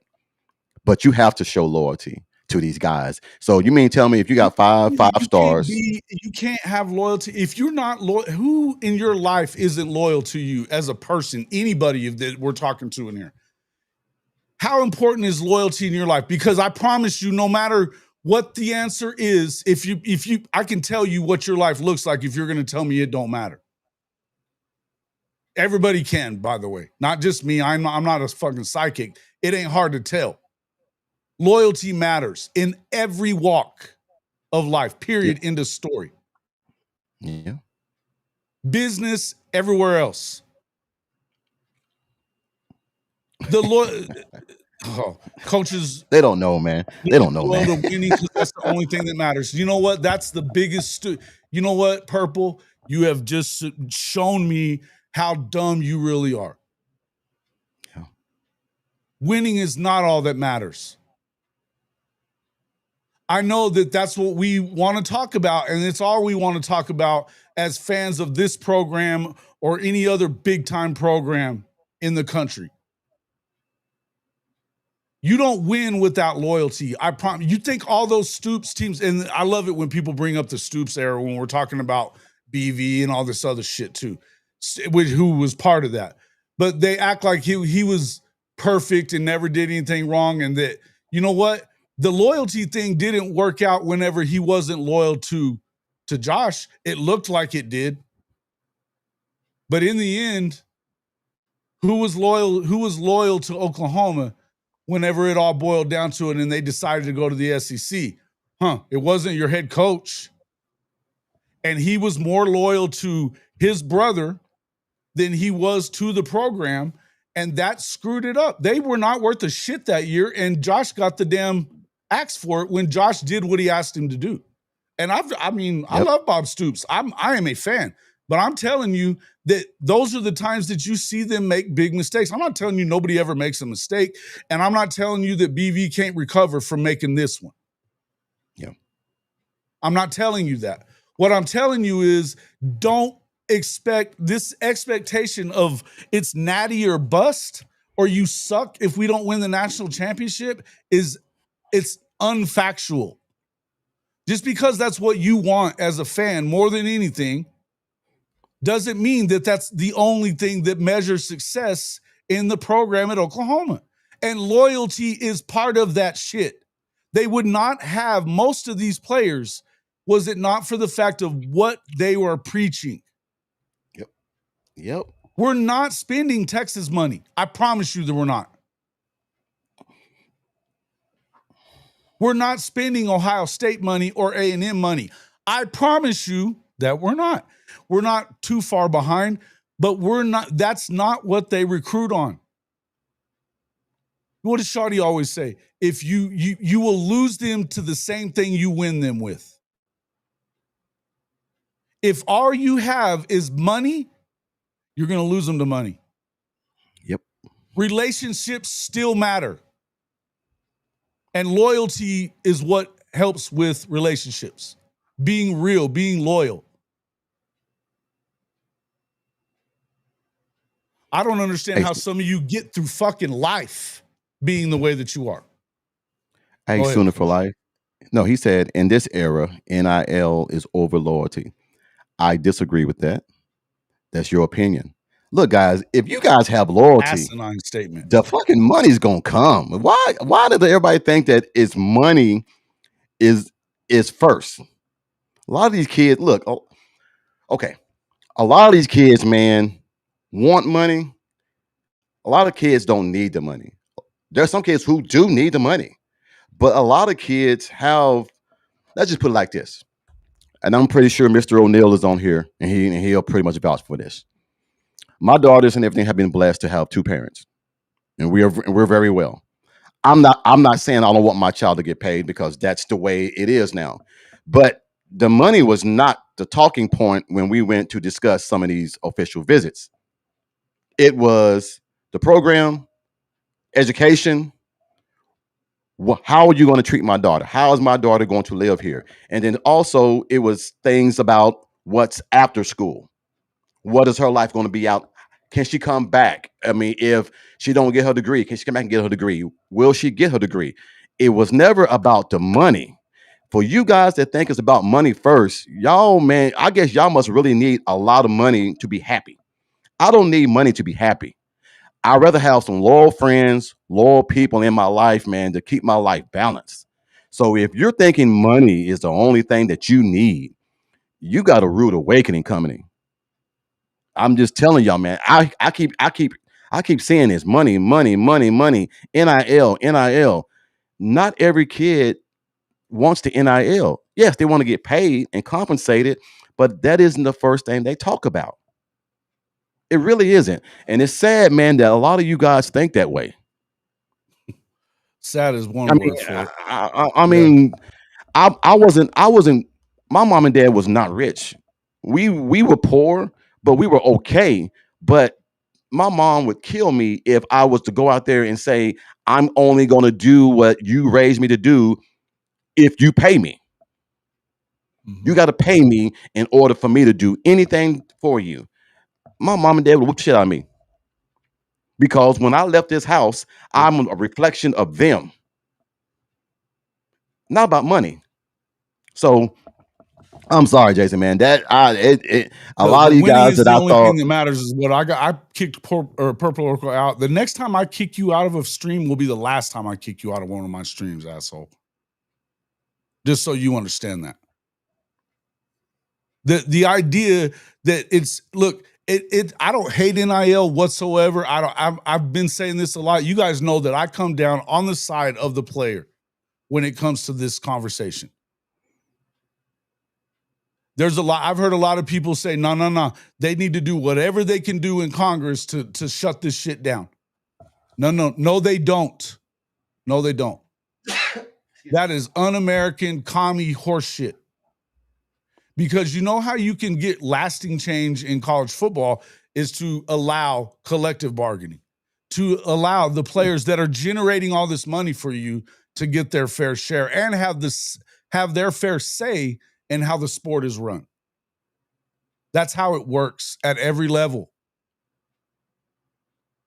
When you start talking professional sports, period, that's how it's got to be. But loyalty has to be, look, man, bottom line, if you don't think that loyalty matters, then something is wrong with you. You need to think about something else. winning is this, and that winning is the only thing that matters. Bullshit. Well, okay. I'm going to say if winning really is the only thing that matters, then you should be loyal because that's the only way you're going to win. If you have a bunch, I'm going to talk about Florida State from 2 years ago. They were undefeated. Cool. As soon as they didn't make the playoff, look at all the dudes that bounced out of that damn room. Mm-hmm. They were getting ready to play Georgia. I promise you that having a decent, even win or lose the game, and they got smoked, win or lose the game, if you go out there and you have yourself a game and you prove that you can play against this team that's just won the back-to-back national championships and had the ability, how many guys did they put in the draft the last couple of years? How many did they put in that year? Shit ton, right? 12, 13, 14 guys. They've been dumping dudes into the pros for the last 7, 8 years. First rounders. I mean, the Philadelphia entire defense, front line of it anyway, is basically out of the SEC in Georgia. So had they have been loyal, and I'll tell you why they weren't, but had they been loyal to the program, they would have done more for their future in the NFL than they ever were going to do getting ready with a trainer somewhere down the line. Now, I understand that these guys have every right to opt out of these bowls, blah, blah, blah. I'm just talking about loyalty. The reason that they weren't so loyal is because they had been brought, a lot of those guys at Florida State had been brought in through the portal, and the loyalty that they were supposedly supposed to be showing to some of their players that they had been bringing up from high school since Norvell got there, they didn't show it to, a la the quarterback. Yeah. When Jordan went down, the guy that should have started in that Orange Bowl game he had left the program because he knew he wasn't going to be the starter next year, that they were going to go get another quarterback, and they did. So the loyalty wasn't shown at first by Florida State and then second by the players, and guess what? It all fell apart. Now, we can talk about how they got fucked over by the committee. That's not what I'm talking about. I'm talking about what happened last year, 2-10. They were heavy in the portal again. They have built around there, and I think this is why Florida State is moving in the direction of more high school kids, less portal.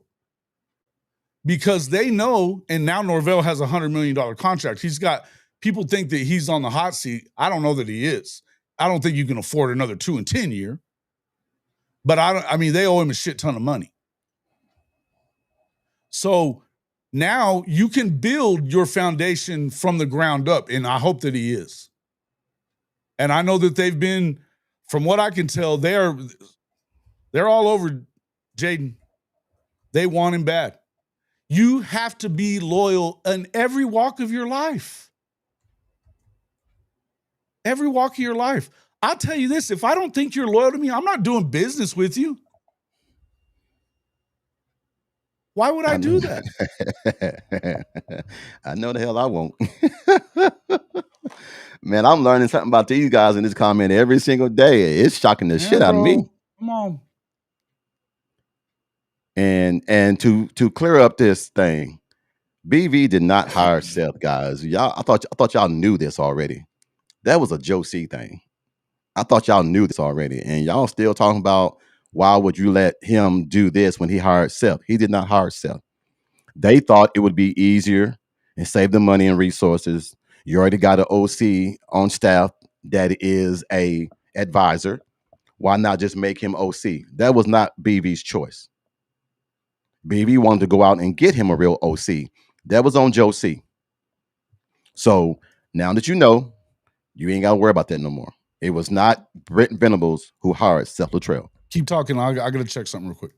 Oh, no, you good. I'm just answering some of these questions, man. It's just, it puzzles me, man. And I'm going to go back to some of these questions, man, to where you guys are talking about loyalty is one-sided. I don't I guess I'm old fashioned, and I guess I got to get caught up to this new era. Is that when I was a coach, I never had to worry about signing contracts or this or that. I always believed in everything. A man's word is his bond. And I think a lot of coaches are getting away from that because a lot of coaches are getting on the hot seat that they got to do whatever it takes to keep their job. I get that. I get that. Somehow, some way, we lost integrity. Somehow, in some way, we lost loyalty, and we replaced it with the right now. I got to do what it takes right now to win, whatever it takes. If BV was that way, he would have took those 9 or 10 players that wanted to leave Clemson when he came to Oklahoma. Now, having a family member on that staff, I know this. I know that those parents wanted to leave because they came there for BV. They did not come there for Clemson. They came there for BV. Jaron did OU express it. So we gotta stop thinking, man, that it's all about money and it's all about. But this new era, I guess it is about money. This new era, because that's all I keep hearing is NIL, NIL, and money. Yes, BA gets to call his own offense. He gets to call it, but he's never had talent like he has right now. He has a stable full of everything. Yeah, and no problem, Daniel. Man, you ask the questions, man. If I know the answer, I would definitely give you guys an answer. But there's a lot of things, man, and I'm pretty sure there's some things that Mr. O'Neal can't share. There are some things that went on with my daughter that I can't share, and that I'll never share because that's family and that stays in house. But I just feel like, man, from my point of view as a coach, man, I think it's very unfair what Mr. O'Neal is going through. Uh, I did hire an OC, but like I said, I'm a high school coach. It's different than high school and college, but it's still the same thing: loyalty. There's some players of mine getting paid. Yes. Are they supposed to? No. Because it's supposed to be name, image, and likeness. How are you doing the college any justice by getting paid and you're not even there yet? Does it go on? Yes, it goes on. And we all know No this. doubt. No doubt. So I think a lot of people may need to start reading a lot more than just OU shit. This shit is going around the country. It ain't just OU stuff. There's a lot of things, man, that you guys need to get privy to when you go through it. So I want Mr. O'Neal to feel, man, I feel your pain, man, because when I heard this, man, it broke me, man, because not just because I'm a Jaden O'Neal fan, I'm a fan of football. And when I see talent and it's not getting used the right way, that irks the shit out of me. So someone's not doing their homework to let this young man get out of Norman. House. You don't think there's loyalty in the NFL? Shit. It's loyalty. It's more loyalty there than anything. Let me tell you something. The program, the franchises in the NFL that aren't loyal, like Cleveland. You see why they suck. I mean, let me just explain something to you. And you know what? I'm glad. And shout out to Jaron for sending me this. And this is his exact words. In fact, I'm gonna switch one thing. But this came from Mr. O'Neal. This is what he said.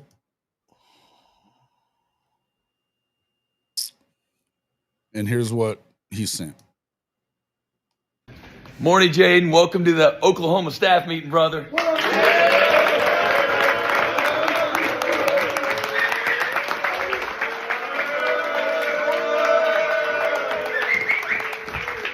Hey, we just wanted to wish you and your teammates the best going against Cathedral tomorrow night, man. Go do your thing. Can't wait to see you. Boomer Sooner. Now, Jason, before you say something, let me say this. If you see that, and I'm a parent, and you say that about my child, I'm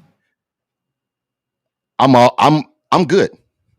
I don't need shit else. You just showed me This that is an example of why they're getting the guys that they're getting, Coach. That's what I'm talking about. Everyone in that room, you could feel that, man, as a parent, that I know my child is in good hands. Mm-hmm. I know it ain't about money. It's okay and it's good to get paid for doing if you do a good service and you don't get paid, I'm good because I did a good service. I'm teaching my kids and everything that sometimes you don't need to be paid for doing a good service. Something that you're supposed to do.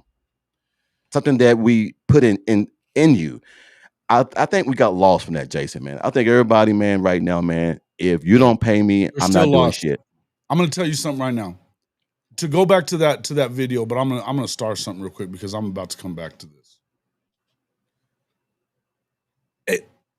This is about if you believe it's all about money, and I just heard I just read a bunch of people that are saying primary driver, blah blah blah blah blah. Look, I'm sorry to tell you folks this, that if you're jaded and you're skeptical about what college football is right now, it's never been a player issue. And if you believe that it's all about money, that means that you believe, in my mind, that the greed is from the players. And that ain't the fucking case, man. I think there are certain instances where you have players who don't have good people giving them advice that they can go to for advice, that they're getting the wrong advice. People like some of your dumbasses that want to sit here and act like it's all about money. I wouldn't want you giving my son advice. Okay? I'm telling you that it matters to a lot of people a hell of a lot more than the damn almighty dollar. And if it matters, if the almighty dollar is what really rules this program, it's ruling it from the top down, not from the bottom up. Not from the bottom up. I can assure you that guys like Boganowski, Isaiah Autry-Dent, we know them well. We know them very, very well, and their family and how they are. It has almost nothing to do with money with those guys.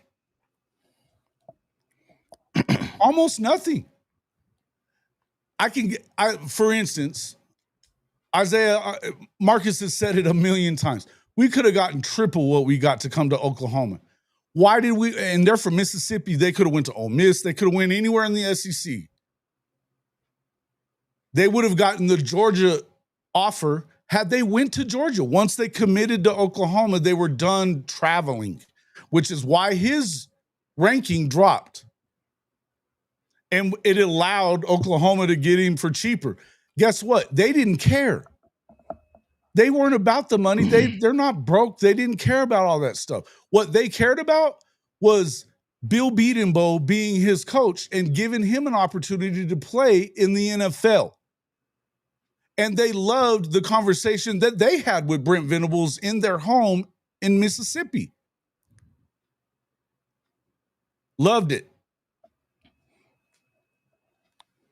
They did. I don't think that they, and I know that before the trip to Norman, when they went on their OV to Norman, they had no plans of going to Oklahoma. They were looking at Florida State. They were looking at Oregon, Bama. They were about to get a real look at Georgia and see what was up there. Obviously, they had Ole Miss was there with plenty of money to spend on him. And Marcus takes a lot of shit in Mississippi for him being at Oklahoma. The loyalty mattered to them. Now, what's gone on this year, you can question that loyalty coming from the top down. That's the whole thing. It does matter. And just like, that I just gave you what he said in his text message when he sent me that fucking video, man.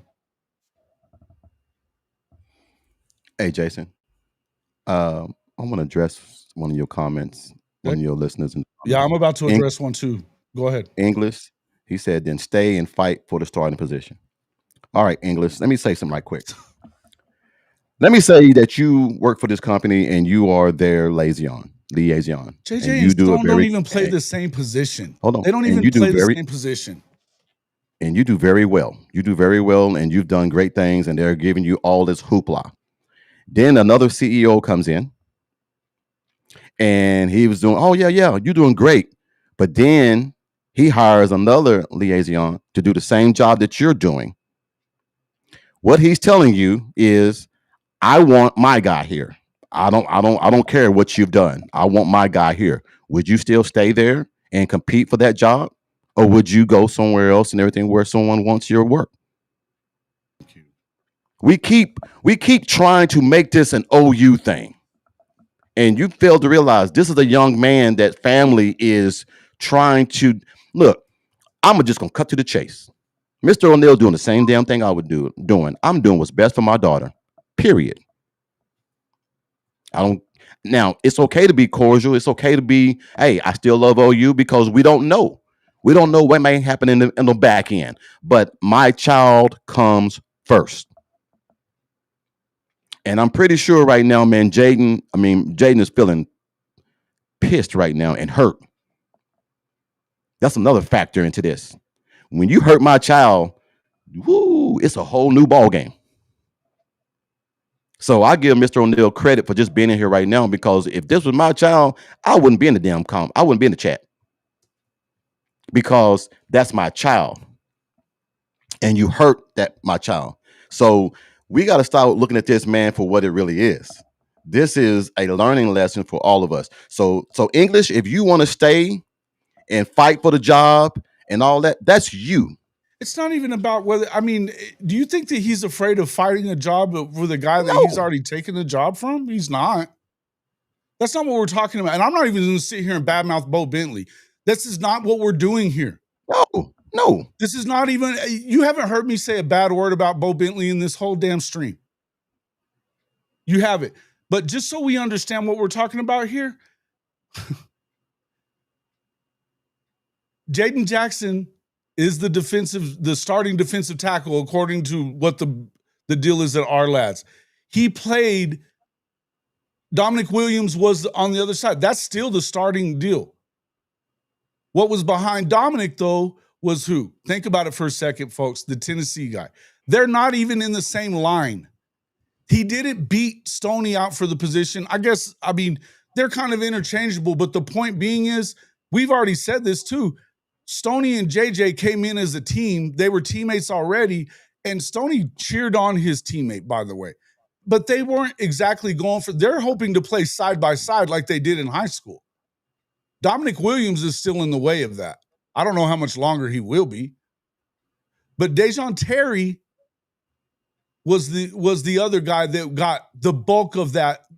If he was competing with anybody, Stoney, it was Dejon Terry, not JJ.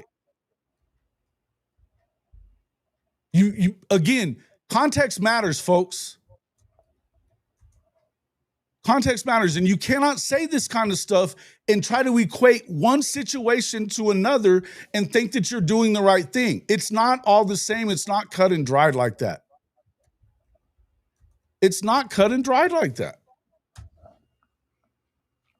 It's not if you think it would just be a straight up competition, then you're naive. You're naive, because we know it's been made very clear that Arbuckle's preference is who? Bo Bentley. All the pictures with Mateer and Bo Bentley, all this other shit that's going on. Where do you see any pictures like that with Jaden O'Neal? No. Did you see he went out there when he did his showcase a few months back, right? Month and a half ago or whatever it was. He went out there. He left before they were done. He didn't take any pictures with him. You don't see him doing all that. He's not on the phone with him every day. Not saying he should be. I'm just telling you, if you know there's a clear difference between who he prefers, you cannot tell me that it would be a real competition. And the other part of it is, That was never going to happen, not just because of the O'Neals or the Bentleys, because even Nagy said it was never going to fucking happen. That you can't even afford two blue chips in the same class, especially if they're not looking at coming in as possible starters in year one. There's no way that you would do that. Nobody in the country is doing that. Ortez Jenkins said the same thing when he was on this show. Nobody does this. Yeah. Nobody. It's Stop hard. believing that there was ever going to be both of them in the same class. Stop believing that bullshit, because it is that. It's horseshit in staggering amounts. Go ahead, Coach. Oh, no. I'm just I'm puzzled right now, man, because I just guess I was raised So, different, well, you man. can swap those positions and call what you want. He was the nose tackle, and it was Dominic Williams and DeJoun Terry were the ones on the other side. And Stoney was behind them. He was number 3 in that rotation. That's why he didn't get many. He did not compete with JJ for that spot. He did not. Go ahead. Sorry. No, I'll just ask the question and I got something. But okay, English. You said Coach Riggs. Okay, go ahead. This House Money O'Neal's a Seth guy. He got recruited by Seth. This is a good distinction to make. You know what? When they talk about Seth being the guy that recruited him, I'm gonna tell you something. He committed to Brent Venables and Oklahoma. He didn't commit to Seth. Yeah. But let me ask you, if Seth is still here, do you think that Bo Bentley's in the fold? Hell no. There you go. Seth said Coach Riggs addressed the rankings on Bo Bentley and Jaden O'Neal. It is not crazy to choose. Look, if you're going from an athletic standpoint, okay, let's just talk as coach. All right, I'm a coach. I've seen both film. If you want to talk just off raw talent, I'm going to take a dual threat quarterback over a pocket quarterback any day of the week. And now I'm not saying that Bo Bentley is a pocket quarterback, but he's more of a pocket quarterback than Jaden. Jaden and everything has some skill sets. So does Bo Bentley. So it's like 1A and 1B. You know, you can really do good on both. I'm not downgrading anybody. I'm just saying all this is, and Jason hit it on the head. We can sit here and compare apples to oranges all single day. You just got a coach that has a feeling that I want this guy over that guy. That's all it is. I want my guy. Regardless of how good he is, I want my guy. This is what this is. So it has nothing to do with rankings. Because to me, rankings are subjective. Because I know for a fact those rankings are different. People that don't like a kid, they lower their rankings just because they don't like that kid.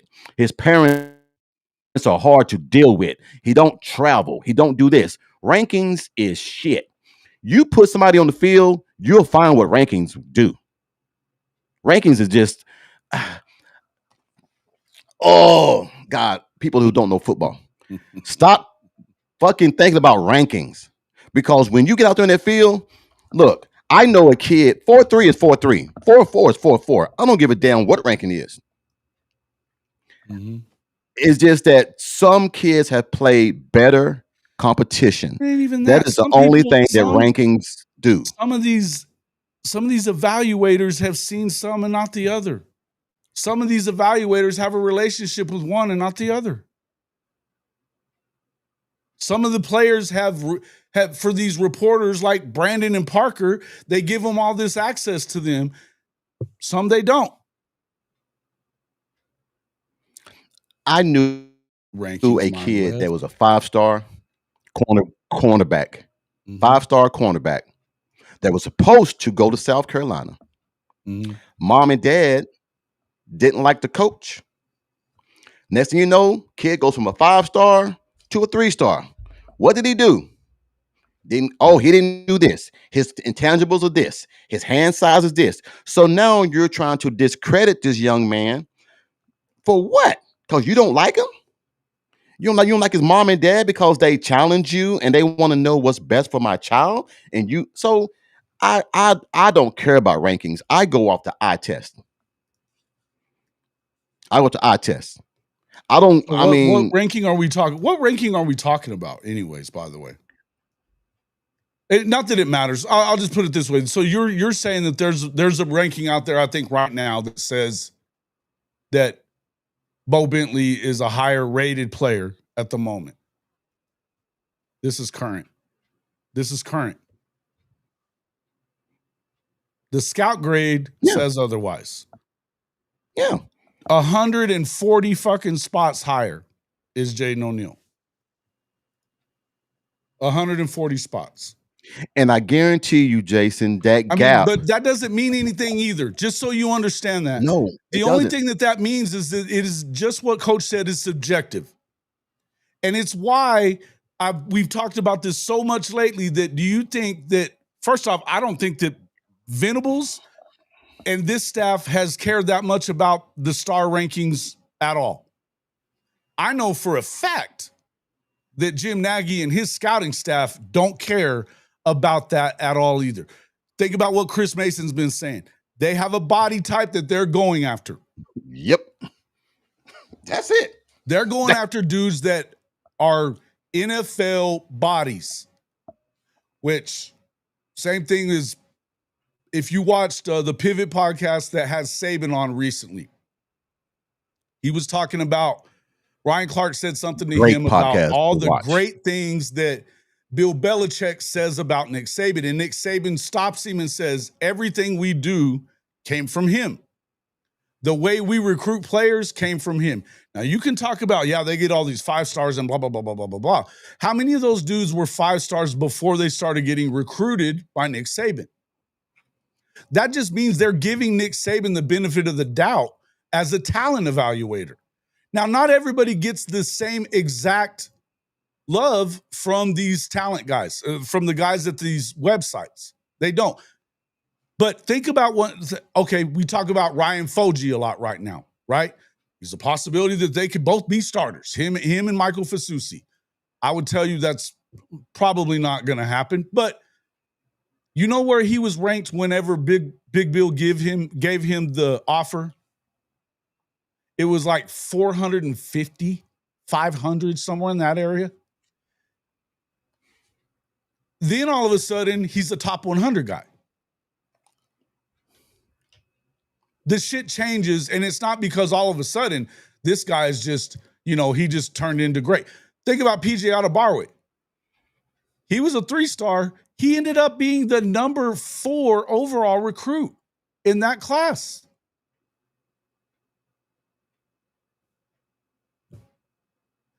I mean, look, it's subjective. It is a subjective thing, and you can go by that. Look, the bottom line, I'm going to tell you why Arbuckle likes Bo Bentley. And I don't even necessarily disagree I get it. He sees John Mateer when he watches Bentley play. Now, I'm going to tell you, I warn against this because he didn't play the same level of competition, even in 4A in Texas, as Jaden's been playing in California, I promise. That's at the highest level. Huh? That's the key word that I was going to say, level of competition. Right. That's it. And so English, this is what I want to say to you. And I think that you're trying to find stuff online to support your argument. You still have to look at Jason, I know it. You know it. I know it. It's no big deal. You can find whatever. Look, this young man, like you said, 6 games last year? Correct? Mm-hmm. How many games did Bo Bentley play last year? Probably the whole season, correct? So numbers are going to be subjective because if we're going to say, okay, take 6 games from Bo Bentley and 6 games from Jaden, I guarantee you they're not the same. But if you're going to say Jaden has 6 and then Bo Bentley has 14 or 12, the numbers are going to be subjective. But it also depends is this. When I left Sparrow, little small town Sparrow, Oklahoma, I was a 4-star in basketball. I was playing 4A in Oklahoma. When I went to Little Rock, Arkansas, I started playing 7A. It's a big ass damn difference. When you playing Corliss Williamson and all these guys that are arms above what I was playing. But I was good enough to at least go in there and compete. But I'm saying there are levels to this. So I don't want people to stop looking at numbers. Stop looking at rankings because we talk about it this really a lot. don't. We talk about this awful. It don't mean shit. It really don't. And until you guys realize that it don't mean shit, then you'll get what we're talking about. If we keep saying hard work beats talent every day. We keep saying that. Apparently, we don't believe that shit if we don't think that ranking matter. Because I know a lot of 5-stars that ain't worth shit. They are prima donnas and they've been given every damn thing, so they feel like I ain't got to do shit. You give me a guy that wants to bust his ass every single day of the week, I'll take 10 of those. Any day of the week. So guys, please stop saying rankings. Please stop saying that, because until you get out there and see these guys and do this, you're not going to understand. That's all I'm saying. Yes, Spiral Bulldog. That's my stomping ground where I grew up at. Yes. And there are dogs there, but the dogs there ain't the same dogs in Little Rock. Because you got Little Rock Hall, Little Rock Central, Little Rock Parkview, and shit. 4-3 and 4-4 all across the board.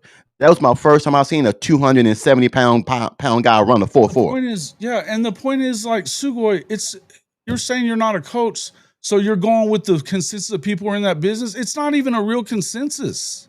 No. That's the whole point.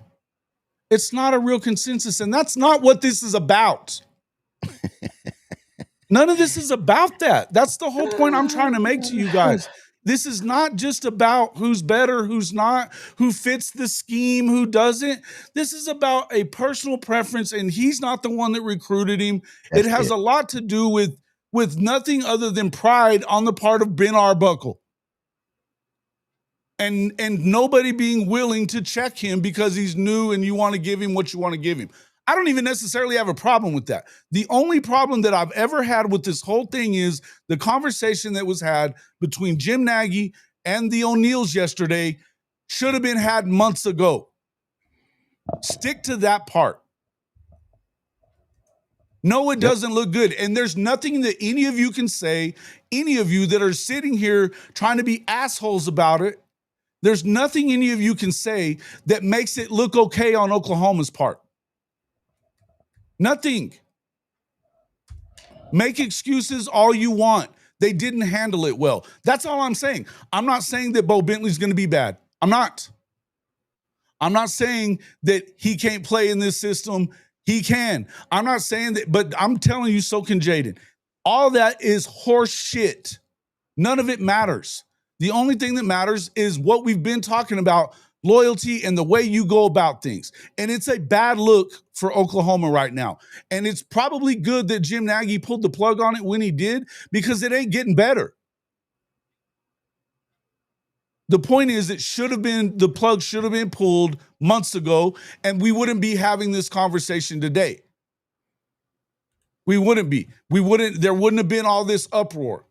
You would have probably gotten the commitment out of Bo months ago had you have actually done this when you should have. Quarterbacks, they're the last guys that are really waiting on this, that they're waiting on. Well, and Bentley is one of the few. Up until now, Jaden has been committed. He committed a year out. That's not unusual either. It's a different deal. They didn't handle it well, and they doubled down on not handling it well and tripled down on not handling it well. And finally, somebody stepped in for the sake of Oklahoma to end that this doesn't look good for them. Nagy did. I'm not telling you that doesn't hurt any less for the O'Neal family. It does. It still hurts the same, and they're still angry about the shit that went on with Ben Arbuckle and Venables. That's the point I'm trying to make. We can sit here and make excuses about these guys all fucking day long. And at the end of the day, none of it matters. They did not handle this recruitment well, and it's going to bite them in the ass if they don't start winning. Oh, yeah. That's all there is to it. Yeah. Well, Jason, man, I got to get off. I got a conference call here at 12. I got to here get at to, 2. man. I just wanted should have left. You I know just, Coach, he said, hold on, Coach Rick's amazing. His son, Lee Blankenship. Yeah. Bill Blankenship was my coach growing up when I was in Spiral. So, like I said, he had, when we had, look, somebody said Mark Taylor. Mark Taylor's my first cousin. Michael Walker is my first cousin. Henry Burse is my cousin. So we all played. Can you imagine all the Steels, all the Bunch, all the Walkers, all the Taylors? We ran Spiral. So when I tell you that we had talent out the ass, I'm not going to lie to you. But when I went to Little Rock, it was different. It was different. Oh, That's yeah, all I'm there's saying. some stud talent out of there, buddy. I know who you're Jason, talking about. I know what you're talking about. We don't have time for all this, Coach. We really don't. No, I'm gonna say one name and then I'm gonna go. I'm gonna say one name and then I'm gonna go.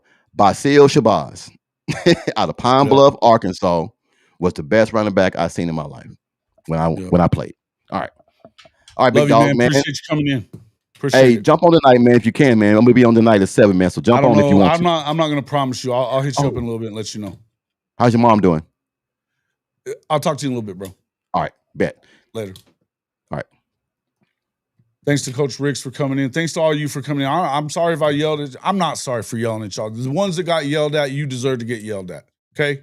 I'm not even telling you, and I've said this before, if I had a preference, it was certainly going to be Jaden O'Neal. There's a reason for, and you know what? You can even say that I'm a little biased about it. I am. I know him.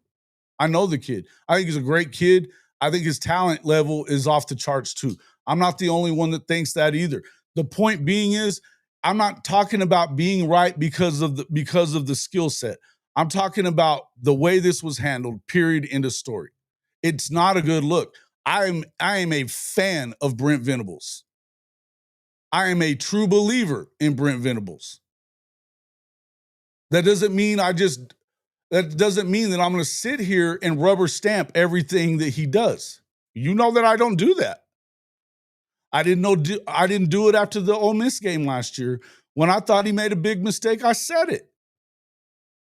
When I said that I thought it was a big mistake to hire Seth Luttrell, I'm in it. I don't know how much of that was Brent and how much of it wasn't.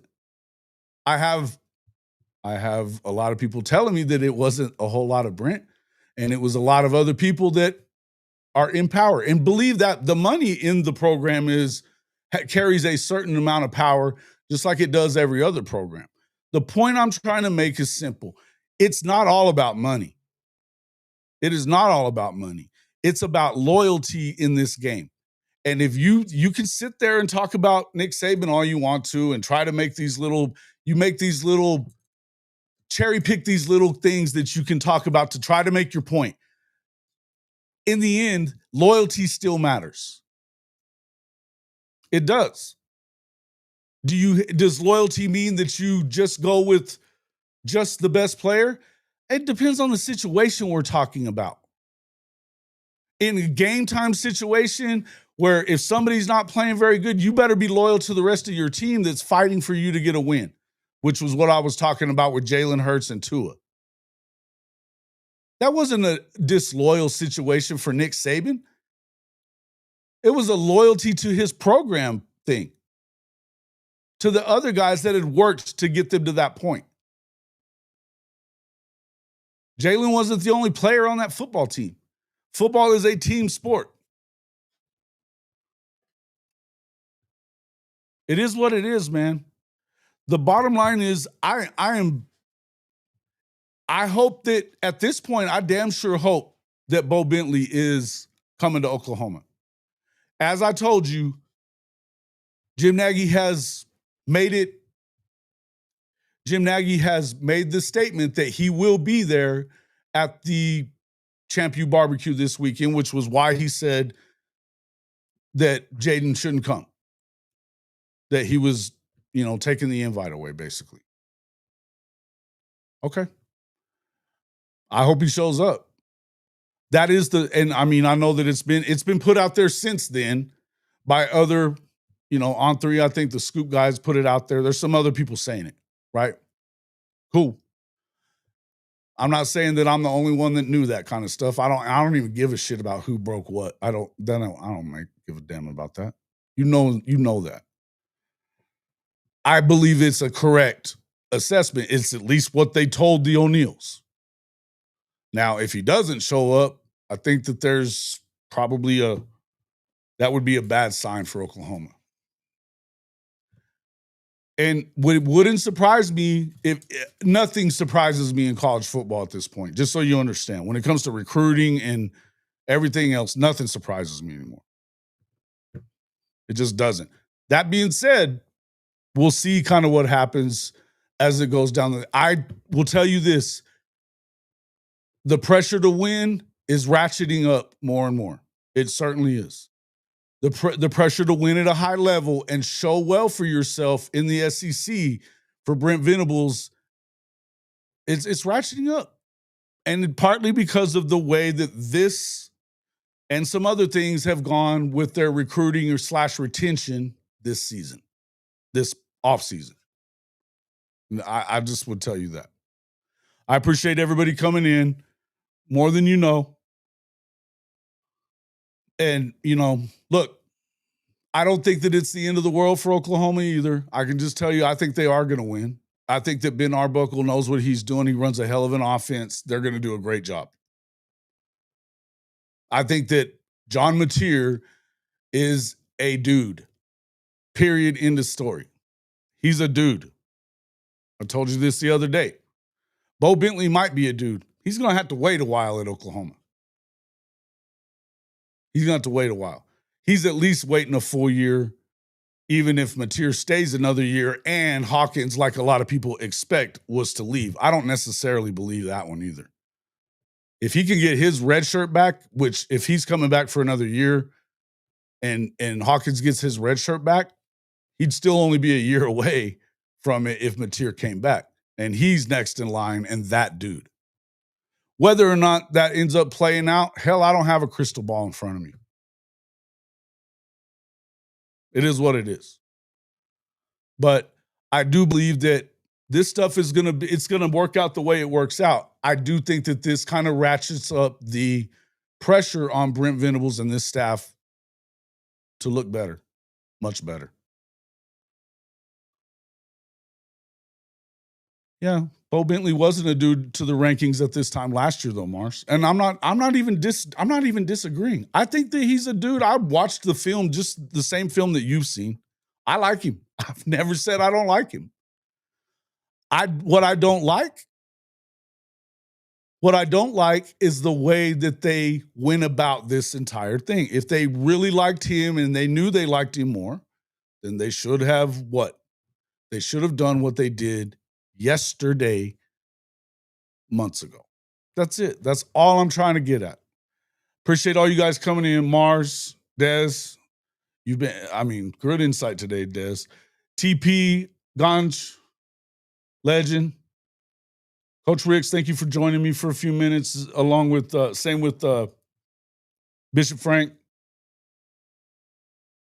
Ryan C., Brent Fells. I'm not reading everything y'all saying, but y'all better behave yourselves. I don't know what you're saying. Some of you pissed me off in here today, but it is what it is. Jay Turner, Jaron, thank you for coming in and giving us what you had to say. Jen, thank you.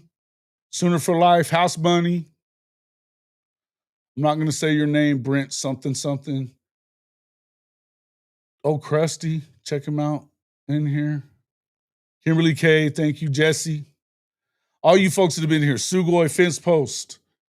I'm not going to go all the way back to the top, but I love all you guys and appreciate everybody coming in. We'll find out how it all goes down this weekend.